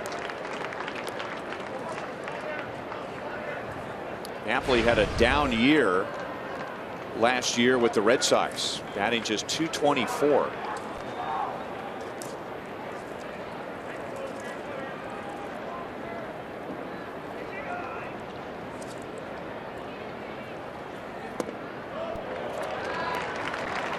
2 off seasons ago, he had surgery. He had some facial reconstruction. He had been suffering from sleep apnea, so that he could breathe better, he could sleep better, and he didn't get the results that he was hoping for last year, and then found out that sometimes it takes 12 to 18 months to totally heal. Looks like he's dropped some weight from last year. It's in great shape.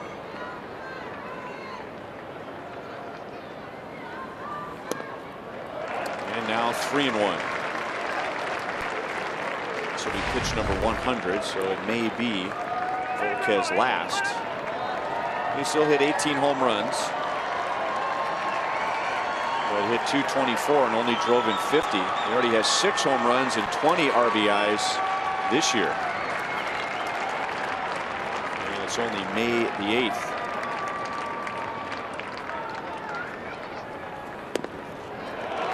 Ball 4.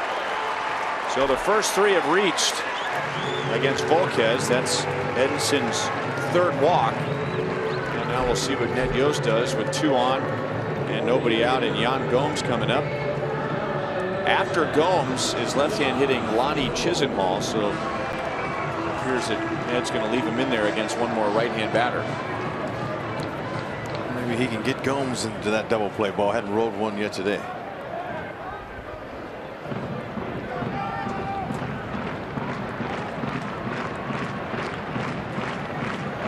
Make that 4 walks for Volquez today. There's a ground ball. It gets by Volquez out at second, which was a bit of a risky play, but they keep the double play in order. Brantley goes to 3rd. Again, Gomes first pitch hacking like he has the whole series. That ball got in on his hands, broke his bat, and you know, Edinson Volquez snapped a few Indians bats today for sure. Some of them have died heroes, and others almost was a double play ball there, but wasn't quite hit hard enough. Ed Yost chatting with Dave Island. So he has Duffy ready to go. Duffy's standing on the mound, ready for the call. Volquez is at 101 pitches, and he's going to stay in there to face Chisenhall. Ned's telling Dave Island right now, Volquez hasn't induced a ground ball double play all day. He's going to right here.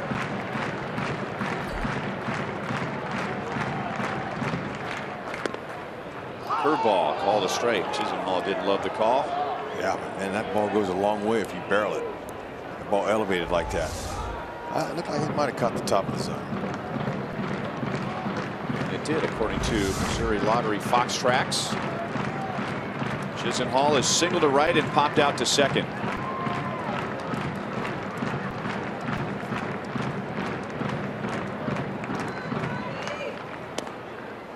Changeup is outside, 1-1.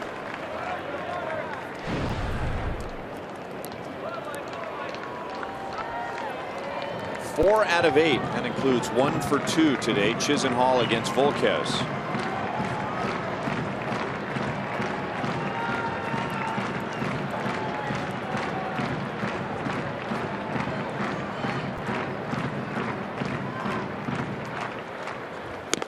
Fastball by him at 91.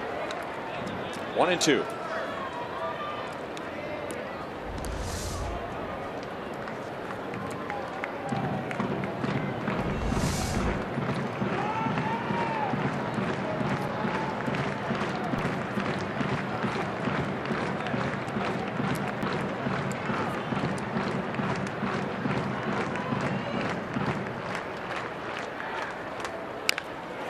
In the air to shallow right field, and it's down for a base hit. So he didn't hit it hard, but the pitch was up. Chisenhall drives in Brantley, and the Indians lead for the second time today.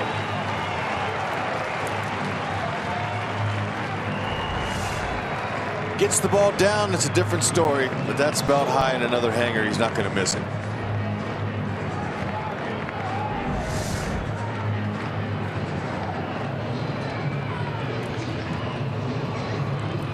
In 5 pitches. Marlon Byrd is coming to the plate, and Danny Duffy will be a Chevy call to the bullpen.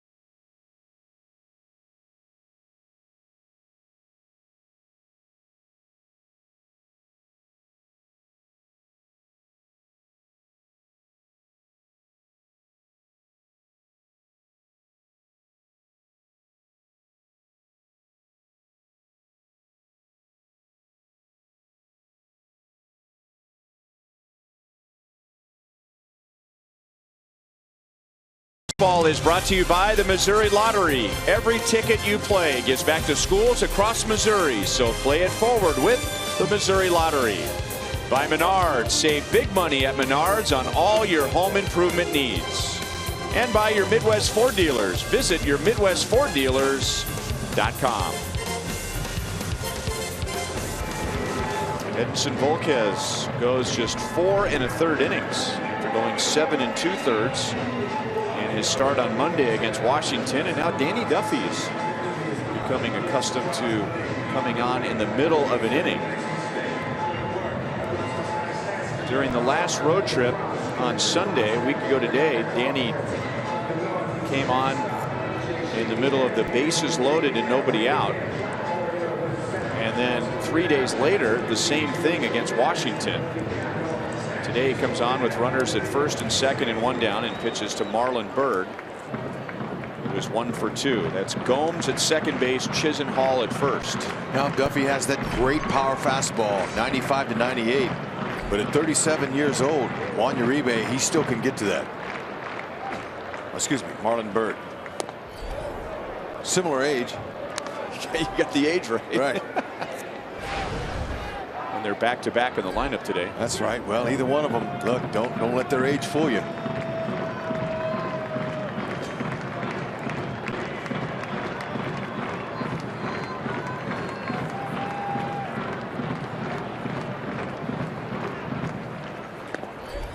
One ball, 1 strike. Fastball, slurvy breaking ball, and a changeup he'll use.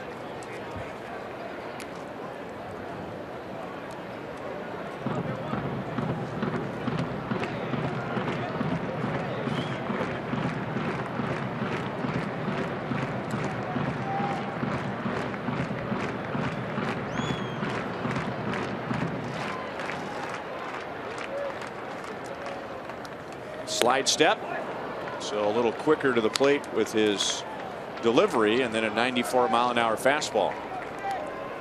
Marlon Byrd does have a couple of at-bats against Duffy, and he's 1 for 2.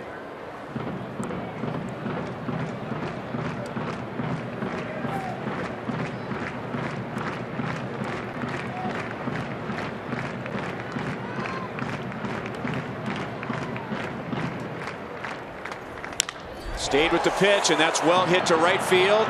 Dyson is back, and it's over his head and over the wall. And that may have saved the Royals a run. So it's 5-3. Chisenhall, who has enough speed to score from first base, may have done so. If that ball doesn't bounce over the wall, he has to stay at third. And Marlon Byrd got a fastball and drives in Gomes to give the Indians a 2-run lead. That's what I'm saying. Look, the ball's down the middle on the outer half, and he's short to the ball. And watching him now swing in batting practice, the 38-year-old Byrd uses that whole side of that field now. He's not trying to no longer pull, and that's exactly what he's been working on.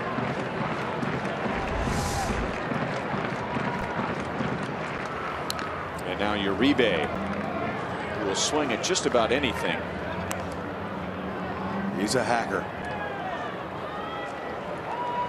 I remember early in his career, Clint Hurdle, who was managing the Rockies at the time, he had a great line about Uribe.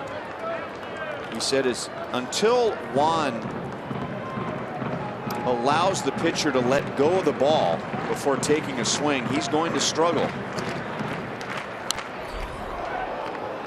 No balls and 2 strikes. Now that was a long time ago, and Uribe's had a good career. You mentioned all the postseason experience that he had, but yeah, that was a quote I never forgot. That's a beautiful thing.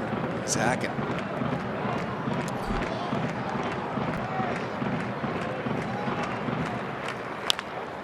Up the middle, Escobar. He's going to come to the plate and out. Escobar to Salvador Perez to get Lonnie Chisenhall for the 2nd out. Never pleasant to slide on a baseball bat. They didn't have time to move it out of the way. Chisenhall. Look where that bat is. Look at that bat sitting right. Oh yeah, right on the knob. Yeah, right. That's good. Great throw though. Look at Escobar. You got to have it on that third base side of the plate. cut him down.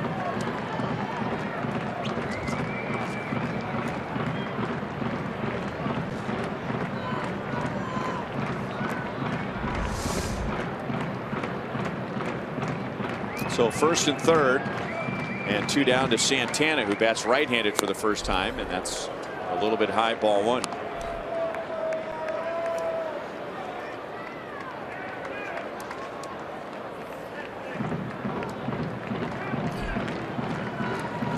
Santana led off the bottom of the first with a home run. He has also reached on an error and walked. Changeup is outside, 2-0. Salvi liked the location of that changeup. That's where he wants to put it on the righties. Doesn't throw that pitch all that much, but it helps get the hitters off that fastball when he shows it.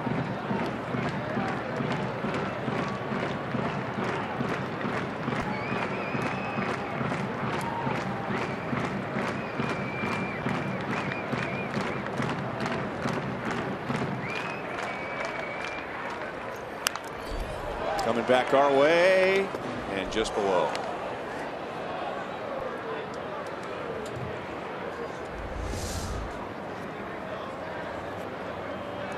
Ooh, man, he had a rip. I think Jim Rosenhaus is ripping on you over there on the Indians radio network. He was looking right at you as he was describing that foul ball. The ball was out of reach. Popped up. Tough play with the sun. Hosmer didn't see it right away, but he recovers, and then it pops out of his glove. So he didn't see it, then he did see it, and it didn't stick in the webbing.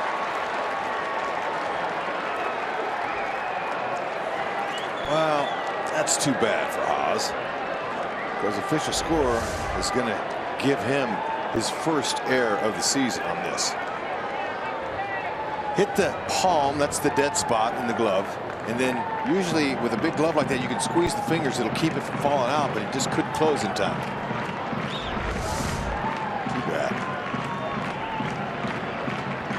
So Santana is still up there, 2 balls, 2 strikes.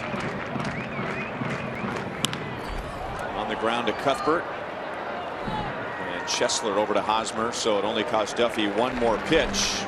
The Indians get 3. The Royals led when the inning began, and now Cleveland leads 5-3.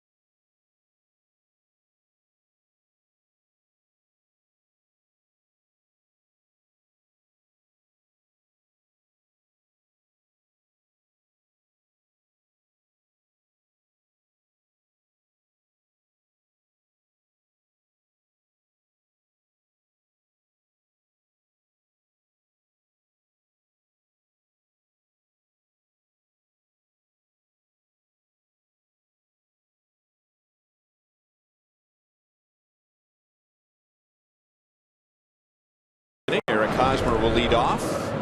And our Sonic Slam inning contestant is Robert Harrell from Kansas City, Missouri. If the Royals hit a home run in this inning, Robert wins $1,200.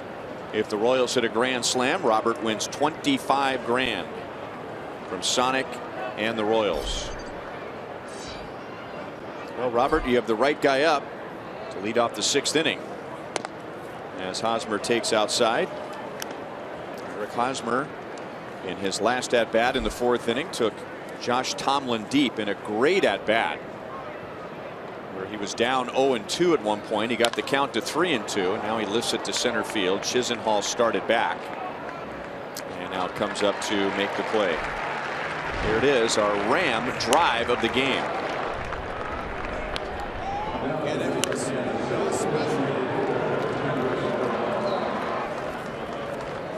Home run for Mom. Ileana. There you go. 5th homer. So that's the longest by a Royal, according to StatCast. 447 feet.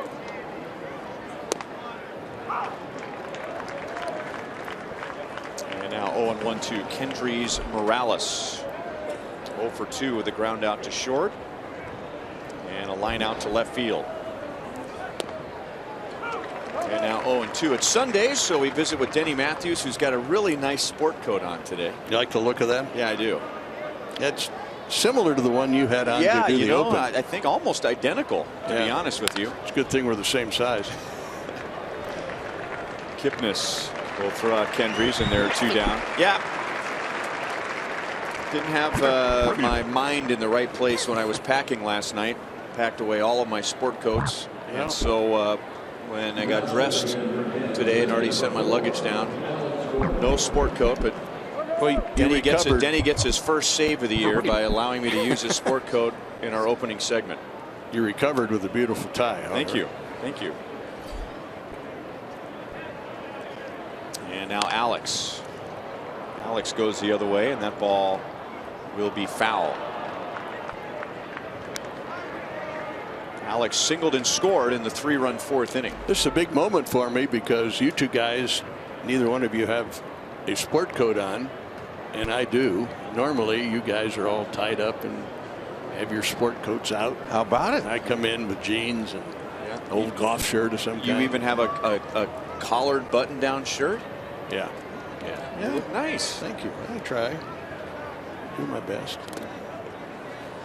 Well, we're seeing some bats heading in the right direction. Denny Escobar, he doesn't have a hit today, but he's had a nice stretch. Kane, Gordon, Perez, and no coincidence that they're starting to use the middle of the field.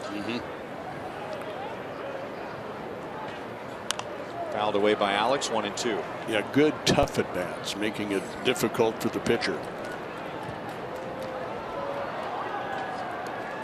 That's what experience does. Younger guys would have a tendency maybe to panic a little bit if they're hitting 222 and just trying to rip away at everything. But the more experienced guy understands that there's a lot of room out there to put the ball in play. And right after the Indians give Tomlin 3 runs in the bottom of the 5th, he comes back in the 6th and gets the Royals in order.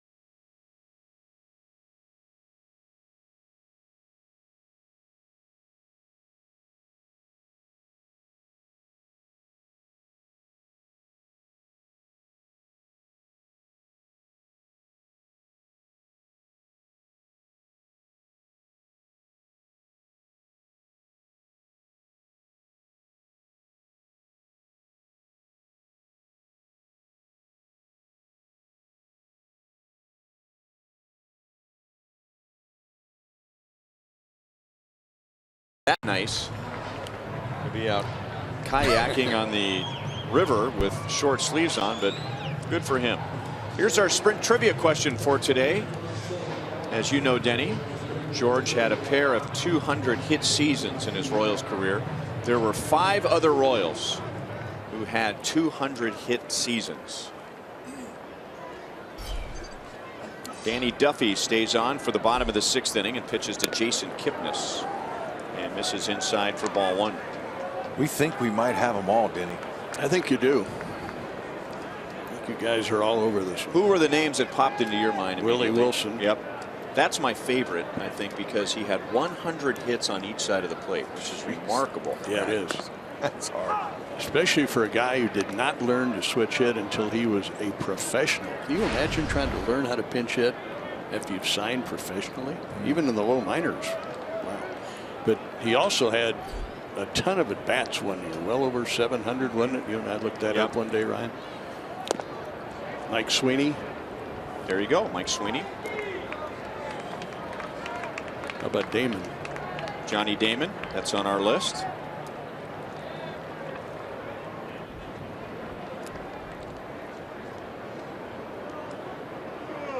Kipnis is 0 for 3, and that includes a ground out to end the 4th inning with the bases loaded. He's behind Duffy, 1 ball, 2 strikes. Who else you got? Well, we had Kevin Seitzer. Yeah. And I think that was his rookie year, right? When he had that big year with all the hits. And then here's one. I got a bit of a hint. First, the 1-2 pitch. And that slash foul. I asked Dave Holtzman, who's here in the booth. And I said, okay, did I see the one that we're missing? He said, yeah, it's the most recent one. Wow. And then I think Melky Cabrera in that 1 year with the Royals had a 200 hit season.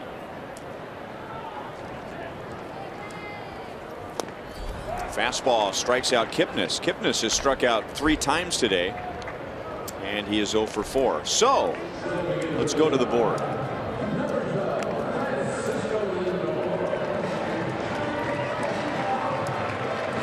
Got him. How about it? Nice going. Wow, how about that? Damon and Sweeney did it the same year. I didn't remember that. That was the 2nd consecutive season, 2000, that the Royals set a franchise record for runs scored. They set the record in '99. They had no bullpen. They reset the record in 2000 and still did not have a bullpen. Escobar backhands and throws out Lindor. 2 down. Hud, Ryan and I have talked about this before.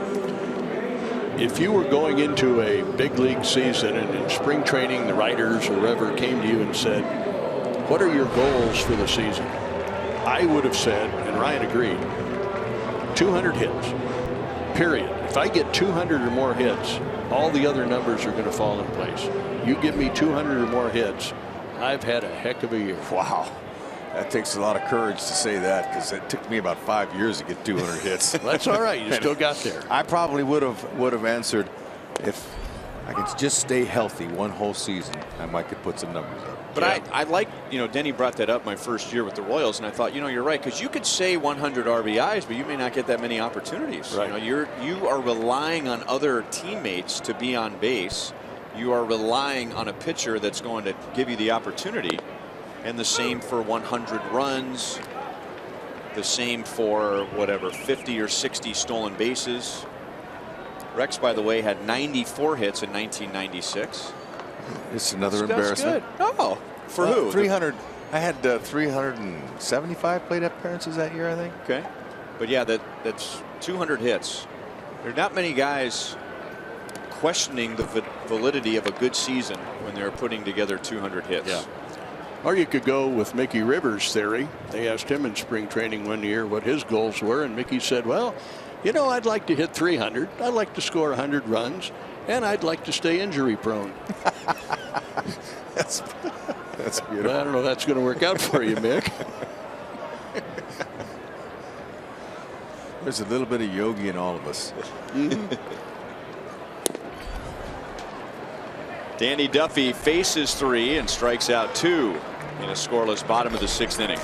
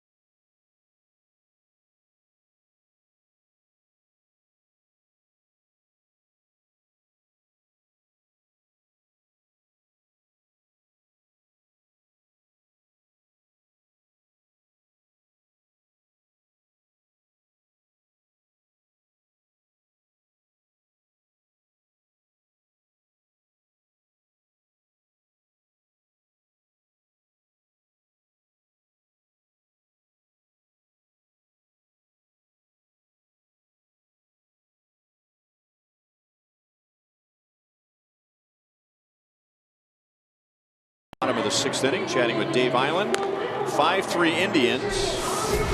Here's our greater coverage of baseball, brought to you by T-Mobile. Aaron Hill had a 3-home-run game for Milwaukee at Cincinnati. He drove in 7, hit a go-ahead grand slam late. And Denny, you being an Illinois native and a lot of family and friends back in that state, they must be thrilled. The Cubs have the best record in the National League. The White Sox have the best record in the American League. Can you imagine what it's going to be like when those two teams get together in interleague? Is that going to be wild or what? It's awesome. It's the Windy City now, I guess you could say, is the epicenter of Major League Baseball, huh? And those two names in particular, you've got one guy that, a year ago at this time, Salvi hits it a mile but foul. One guy you might assume would be on that list, and that would be Chris Sale. Did Salvi hit that ball out of the stadium? No, but a fan made a great basket catch. So you got one guy, Chris Sale, I think a year ago, but who would have imagined Jake Arrieta would turn into the monster that he has turned into? You and I have talked about every player coming to the big leagues has his own timetable. Some guys are right away with it. They get it right away and they're good. Other guys sometimes 4 or 5 years. You think Baltimore would love to have Arrieta back? What was that trade for Steve Clevenger, I think? Yeah. Holtzy's going to look it up. Steve Clevenger, he did okay for Baltimore for a while, but he's with Seattle now. And now Jake Arrieta is coming off a couple of no-hitters and a Cy Young, and right in the middle of that turnaround on the north side. Salvi hits it into the left field corner. Brantley plays the bounce. Salvi wants 2, and he is in there.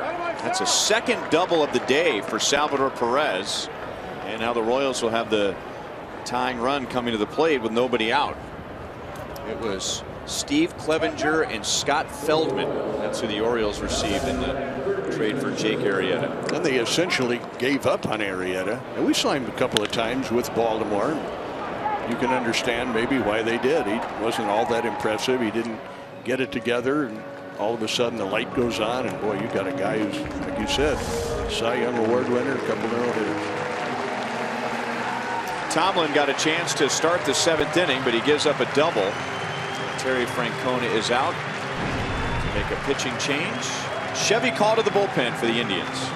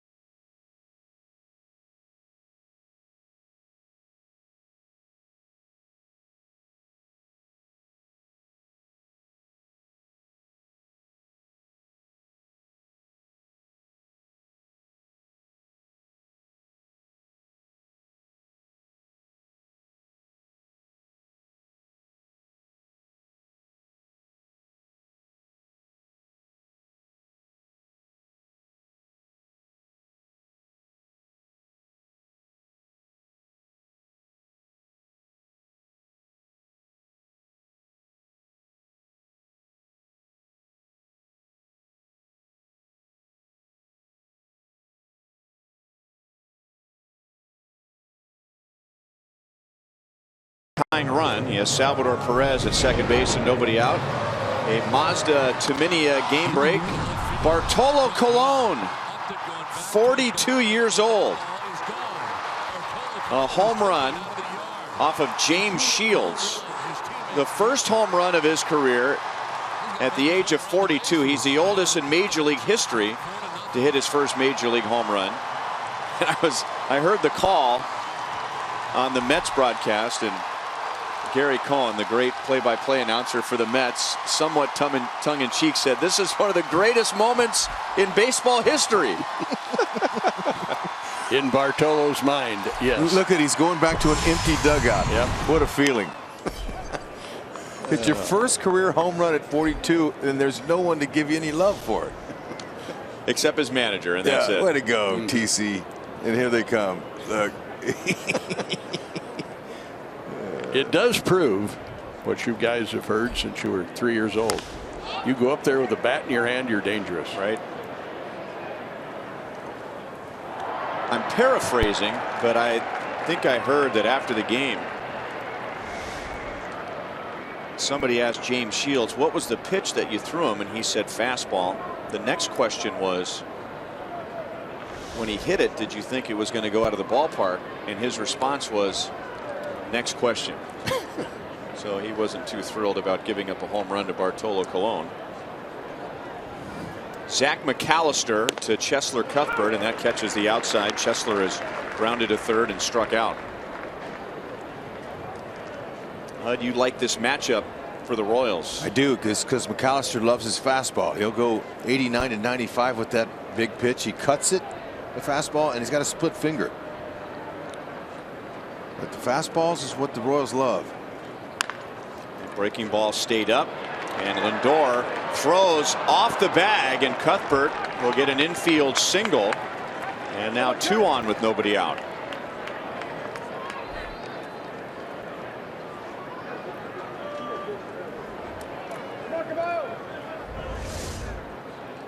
It was a breaking ball, so he was out in front of it. Lindor might have rushed it just a tad. Got on top of the ball, had enough to get him. Now you'll see if Ned's going to go to a little small ball here with nobody out. Let's see. Colon's a guy who can move it. Well, sometimes he'll let him swing away. The Indians think he's going to bunt. They have Uribe in at third, Napoli in at first.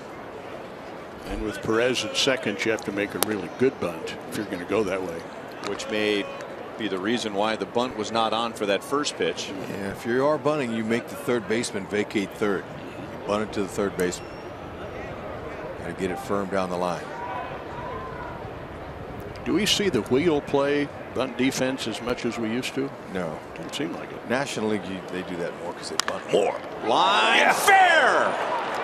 Christian Colon given the opportunity to swing away, and now the Royals get a great bounce.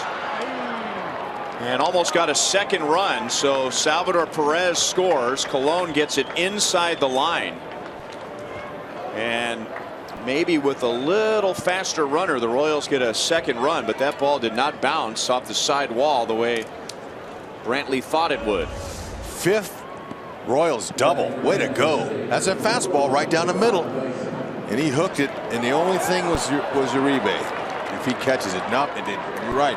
Got a good bounce there, so it got everybody in scoring position. Now, I believe that Cuthbert could have scored, but with nobody out, a third base coach is not going to send him home and risk that with nobody out. He's got a chance to get some more guys at the plate and knock them in. So it's a 1-run game as Dyson takes up and away ball 1. Yeah, forget the bunt. And they're double happy today.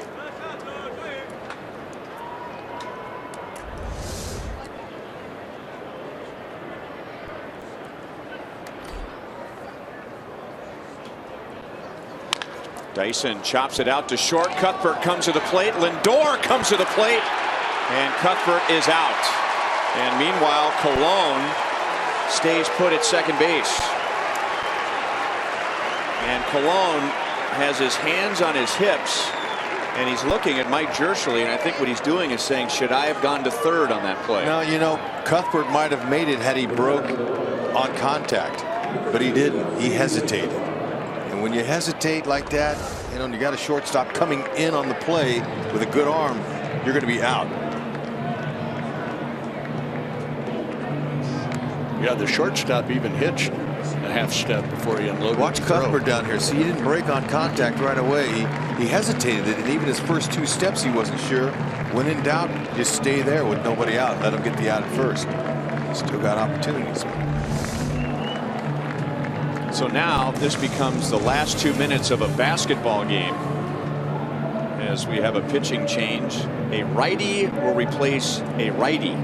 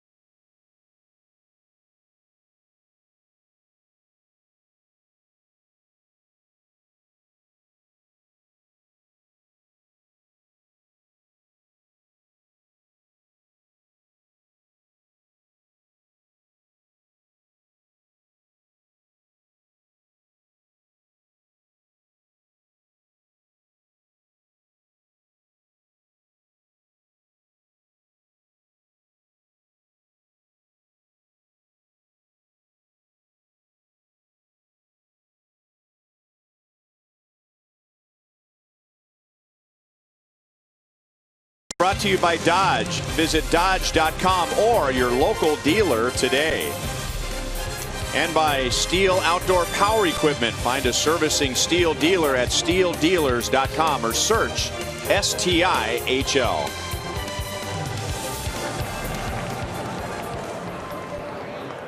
So this inning has taken quite a turn with two batters, as Brian Shaw comes on, and he can be a ground ball pitcher, and Terry Francona wants a ground ball and a double play with Alcides Escobar at the plate. Royals have Colon at second, Dyson at first with one out, and a slider is low. So two plays. You get the double from Colon. That makes it a one-run game. You have runners at second and third and nobody out. So the Royals gain the momentum. And then the ground ball by Dyson changes the momentum. There's a ground ball foul. I think Dyson was probably hoping to get something in the air with runners at second and third. We saw Cuthbert hesitating coming down from third, and then Colon not advancing.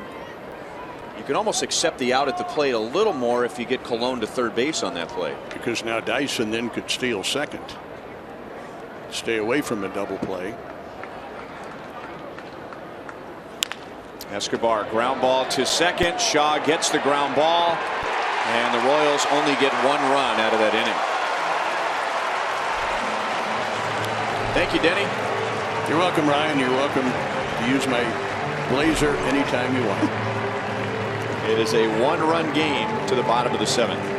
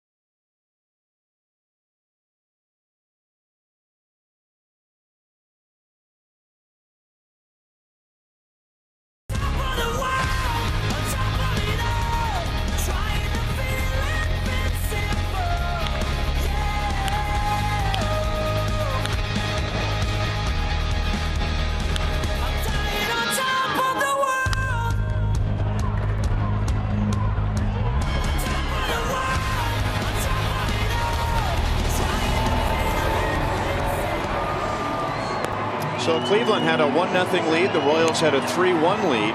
Cleveland led 5-3. The Royals just got a run in the top of the 7th inning to make it a 1-run game. But they were really in position in the 7th after scoring that first run to drive in a couple of more runs and set things up for the back end of the bullpen. Yeah, it just didn't work out. You know, Cuthbert made a young player's mistake there, not really realizing that with nobody out, you still have plenty of time to get something going there. But that's going to happen. And I think Ned and a lot of broadcasters, or excuse me, a lot of managers will say it's okay to be aggressive in certain spots, but maybe not there. Right. And maybe not the right guy right there. So there is Ned Yost, and we got a chance to hear from him talking about his mother on Mother's Day. Call my mom every day, and you know, she lives and dies. That's what her day revolves around now. She's 83 years old, and her day revolves around our game. So it's funny she doesn't do it much anymore, but she used to always want to tell me what I did wrong or what I should be doing better. And I tell her, Mom, this is going to be a real short conversation unless you be quiet. So she's learned to not do that as much anymore. But and Ned said that goes back to his Little League days, that his mom would take him to the games and always had some comments about the games afterward. And yep. Moms want to help. Luke Hochevar on for the bottom of the 7th inning. 1 ball and 1 strike against Mike Napoli. Appearance number 13 for Hochevar.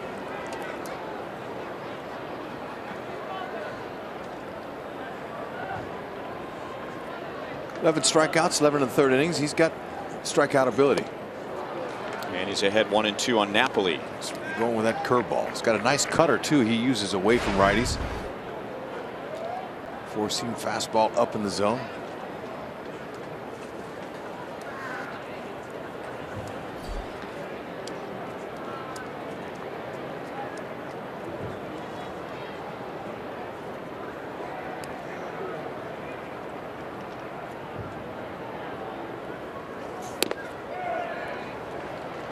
Two balls and 2 strikes.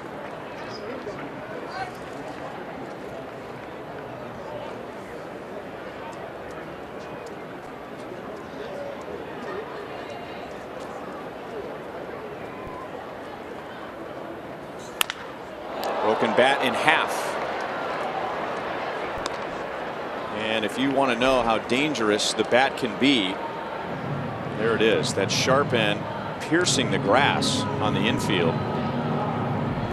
So it's not just the balls flying into the stands. Why they suggested the extra netting, it's because of that. Yeah. Like a lawn dart. And there is some of the extended netting here. It's been a bit disappointing to see the teams that have decided not to extend their netting. But here in Cleveland, one of the stadiums that did. Yan Gomes is 0 for 2. He has reached with a walk and he has scored a run. He wanted to swing at that first one.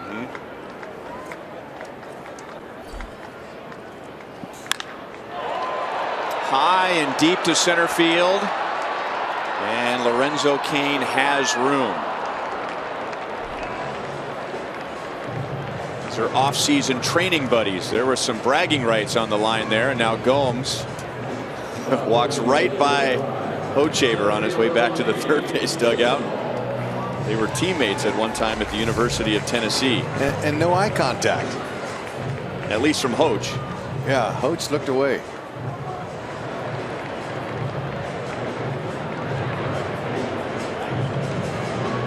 I almost got you, buddy. There we go. There's a little comment. And now Chisenhall. No balls and 1 strike.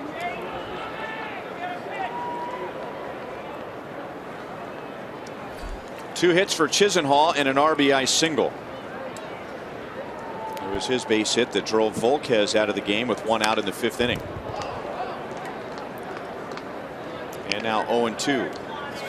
to watch Hochevar how he sets up hitters. Got the good four-seam fastball. He'll go above the belt with that, and he gets 2 strikes, and really then he drops that curveball on you and comes out of the same plane as that high fastball. See if he goes with the curve here. 3 pitches, down he goes. Hochevar 3 up, 3 down in the bottom of the 7th. Late inning comeback. That's what the Royals need, down by 1.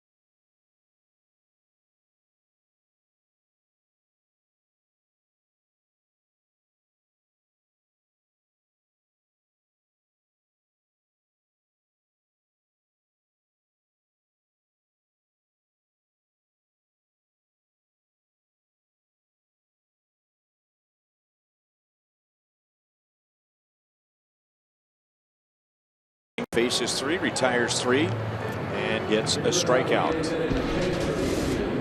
Panera takes us around the league. The Dodgers are at Toronto. 3-2. Los Angeles leads in the 8th inning. The Giants are 1 game back, or the Dodgers are 1 game back of the Giants. Texas at Detroit. Justin Verlander has bounced back. He got knocked around by the Indians in his last start. Detroit 1 game under 500. Chicago leads Minnesota 2-1. Chicago's lead in the Central is 5 games. And Houston leads at Seattle. Seattle's leading the West, and Houston is 9 games below 500. That's Rajai Davis taking over in center field. And Lonnie Chisenhall, who was in center field, shifts to right. So Davis bats in Marlon Byrd's spot in the 8th position. Brian Shaw stays on for the top of the 8th inning. Terry Francona started with Zach McAllister, and Hud was right. He thought that was a great matchup for the Royals, and they were all over McAllister. And Francona brought in Shaw with runners at first and second and 1 out, hoping for a ground ball double play, and that's exactly what he got from Alcides Escobar. Yep, he's got really good off-speed pitches. Shaw, he's got a decent fastball too. He's going to go low 90s with that pitch. Sets up the big curve and the cutter. He's got an excellent cut fastball, and his curveball's a good bender. Doesn't break right over the top. It's more of a side curve, which can get hit more. It's a little bit more of a lateral plane.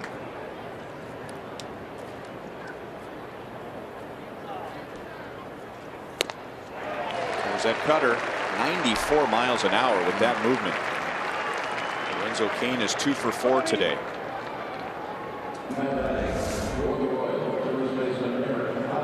He has some exceptional movement on the secondary pitches. And that was his fastball.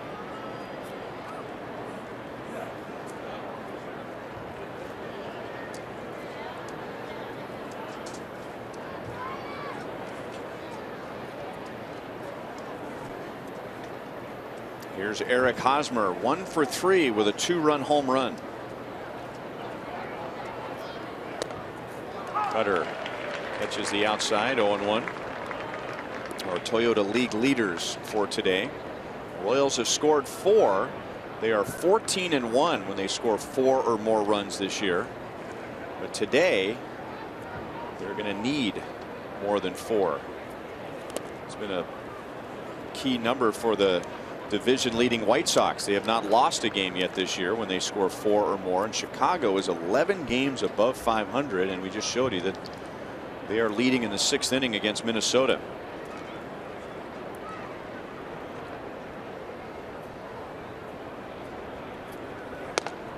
Got the call. 1-2. Indians have played 11 one-run games this year. That ball didn't have to be. Yeah, Oz knew better. And those 11 one-run games is a lot. It's tied for 3rd in Major League Baseball, and their record is 4-7 in those. And a lot of times it is one of the difference maker statistics, how a team does in the close games, in the one-run games. A lot of times it'll also tell you how good a team's bullpen is. Here you go, the Phillies, maybe the biggest surprise in the major league so far. They're 3 games over 500. They've played the most one-run games, and they're 10-3. So that's a reason why they've played well. Hosmer gets it off the netting of a dugout suite on the 3rd base side. Heads up in there. He didn't want to swing at this one.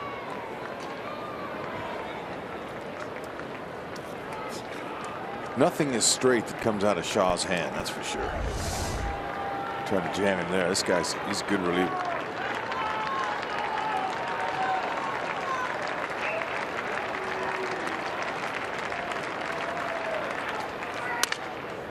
Grounded foul again, and Shaw has a similar story to Mariano Rivera, and really it's a similar story to a lot of pitchers. You don't want to compare his cutter to Rivera's, which is probably the best in Major League history, but Mariano Rivera was just playing catch in the outfield one day with the Yankees bullpen catcher, just experimenting with grips. Rivera was a 97, 98 guy when he first came up, and something just clicked. And Brian Shaw, the same thing in instructional league one day with Wade Miley, of all people, who's also a big league pitcher, just experimenting with grips, and then voila, suddenly he has a pitch that got him to the big leagues.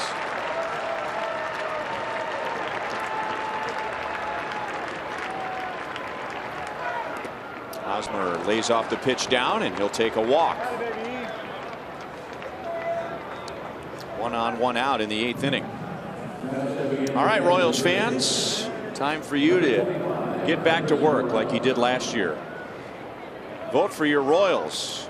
You can do it up to 35 times, including a maximum of 5 ballots in any 24-hour period. So Royals fans last year were part of Major League Baseball history, and we hope you can do it again for the 2016 All-Star Game. Vote at Royals.com/vote.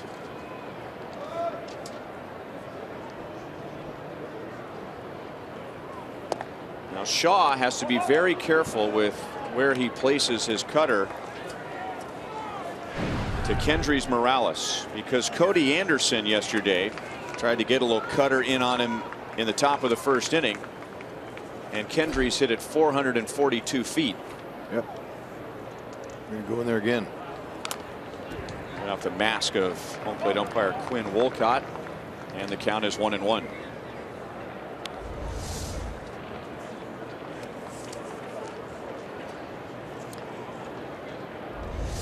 Left-handed hitters against Shaw this year, 400.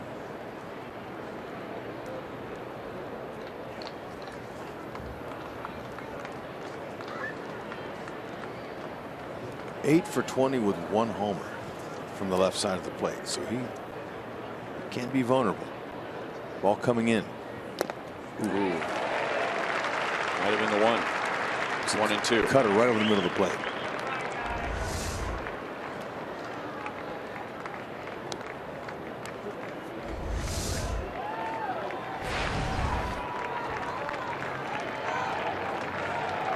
And he's given righties a bad time. Got Kane with a strikeout, and now 3 straight left-hand batters. Hosmer runs, swing and a miss. Throw is in time. Strikeout, throw out, double play. And that's all for the Royals in the 8th inning.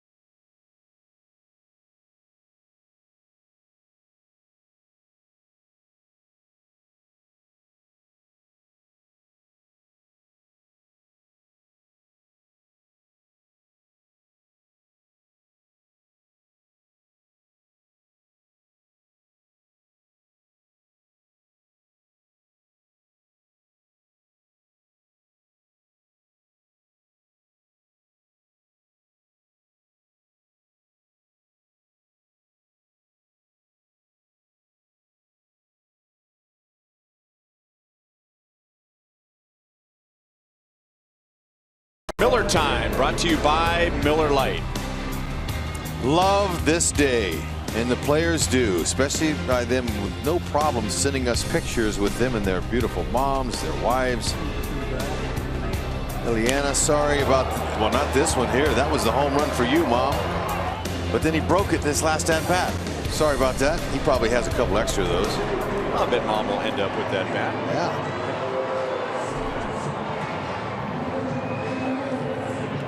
Joakim Soria comes out of the Royals bullpen with the Royals down by 1. That's Soria's team-leading 16th appearance. Rajai Davis, who just came on defensively in the last half inning, will lead off. Davis, Uribe, and Santana against Soria.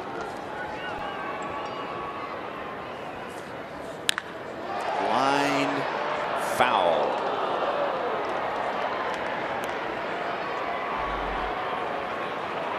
They might need a little more aggressive ball boy up the left field line. Well, it looked like he turned his head just in time. Might have got hit. He's the guy with the glove. Yeah, he backed off of that.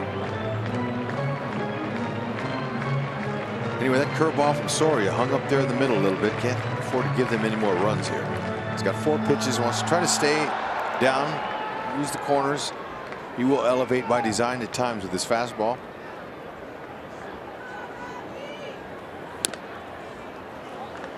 Two on Davis, who was in the starting lineup for the first 2 games of the series, and is just 1 for 8.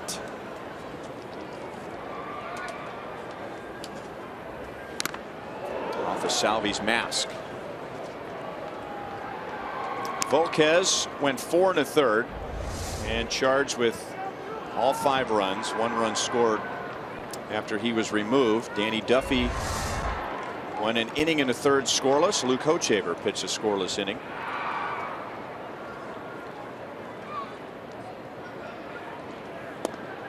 Strike 3 called.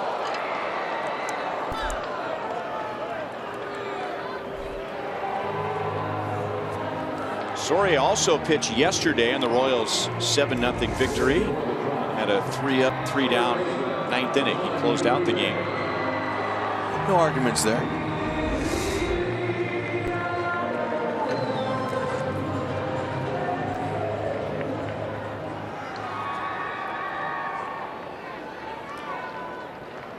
That'll bring up Juan Uribe.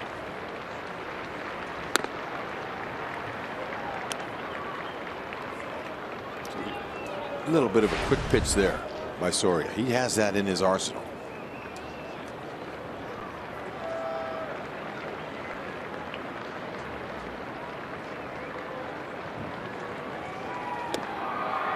One ball, one strike.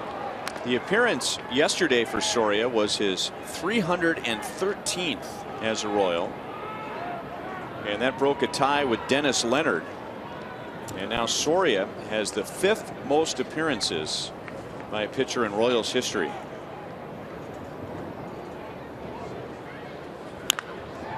Rounded fair, diving play, Cuthbert. Strike to Hosmer.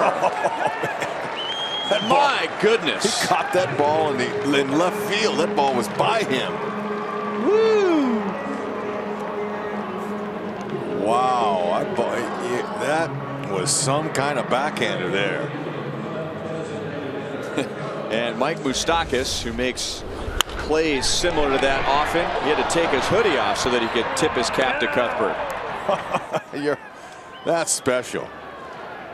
And if you're Uribe, you are just upset. And he just took a double away from you. Great play.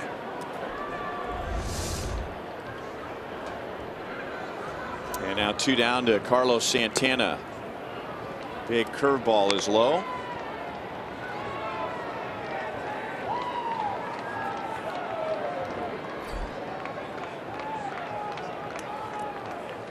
You talked about what a spring he had defensively, Cuthbert. I guess they played him a lot early in spring. I mean, he made 3 or 4 plays like that in spring training on balls like you just described. I mean, base hit. Well, wait a minute. Here comes Cuthbert out of nowhere. Huh. That was a beauty.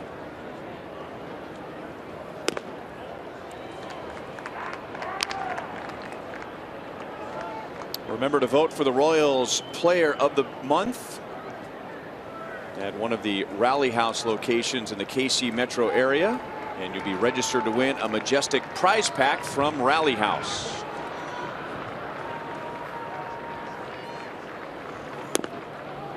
Three and one on Santana.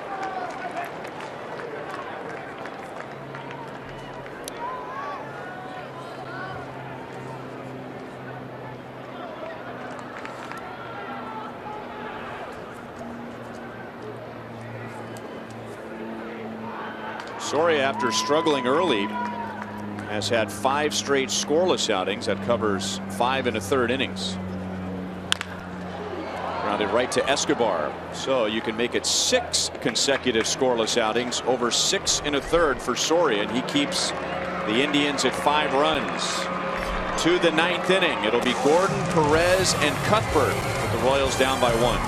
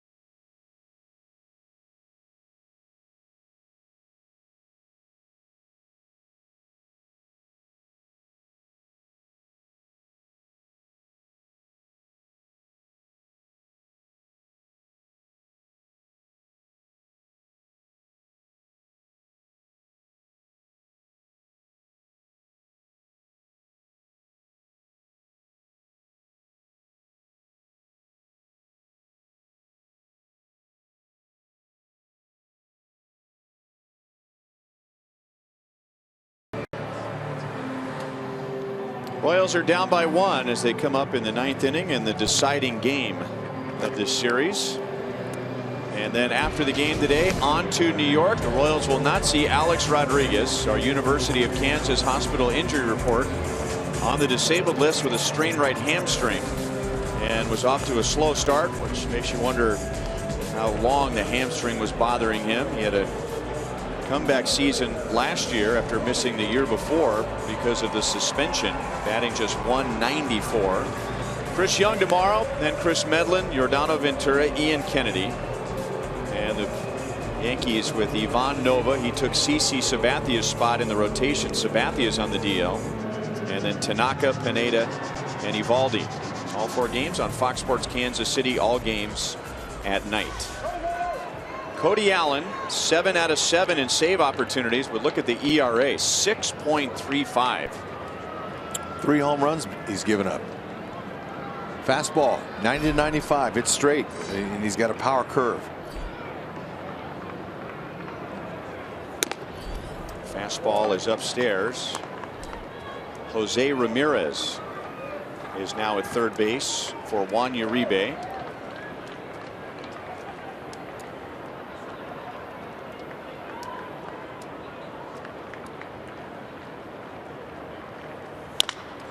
Broken bat. And Davis goes into left center field to make the play. 1 down.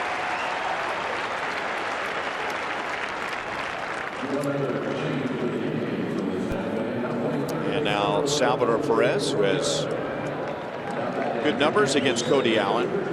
Get a chance. You want to read the story at KansasCity.com. Kansas City Star's Vahe Gregorian wrote a great story about Salvador Perez and his relationship with his mother Yilda.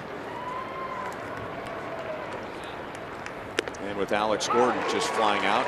While you're at it, if you go to Royals.com, Jeffrey Flanagan also wrote a nice story about Alex Gordon, his relationship with his mother Leslie on this Mother's Day. Out in front, so like he was looking for a breaking ball, but thought that breaking ball was going to be thrown harder than it was. He's not going to serve up a fastball to Salvi if he didn't have to.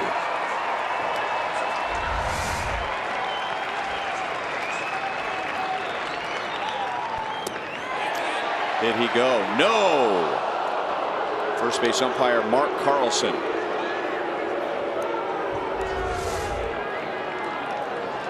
Ooh, man. Not even close. Yeah, right. So look, Salvi's great relationship he has with all those umpires. Yep. Maybe that gave him one here.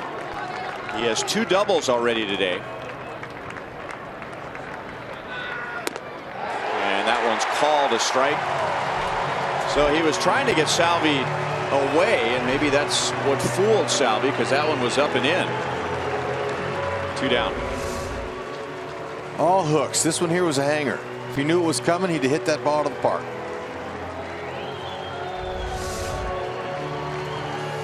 And now Chesler Cuthbert, who just made a great play in the bottom of the 8th on Uribe. 1 for 3 today with an infield single. Fastball with some late movement at 96. A little giddy up on. Drove in his first run with a base hit yesterday at the big league level. He had 28 RBIs at AAA, and that led the Pacific Coast League. 0-2.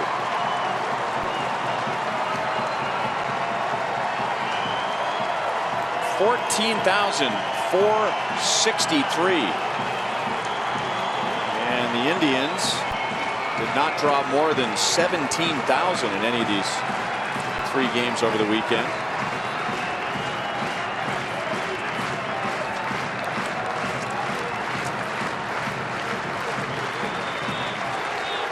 Cuthbert off the end of the bat and right to Lindor.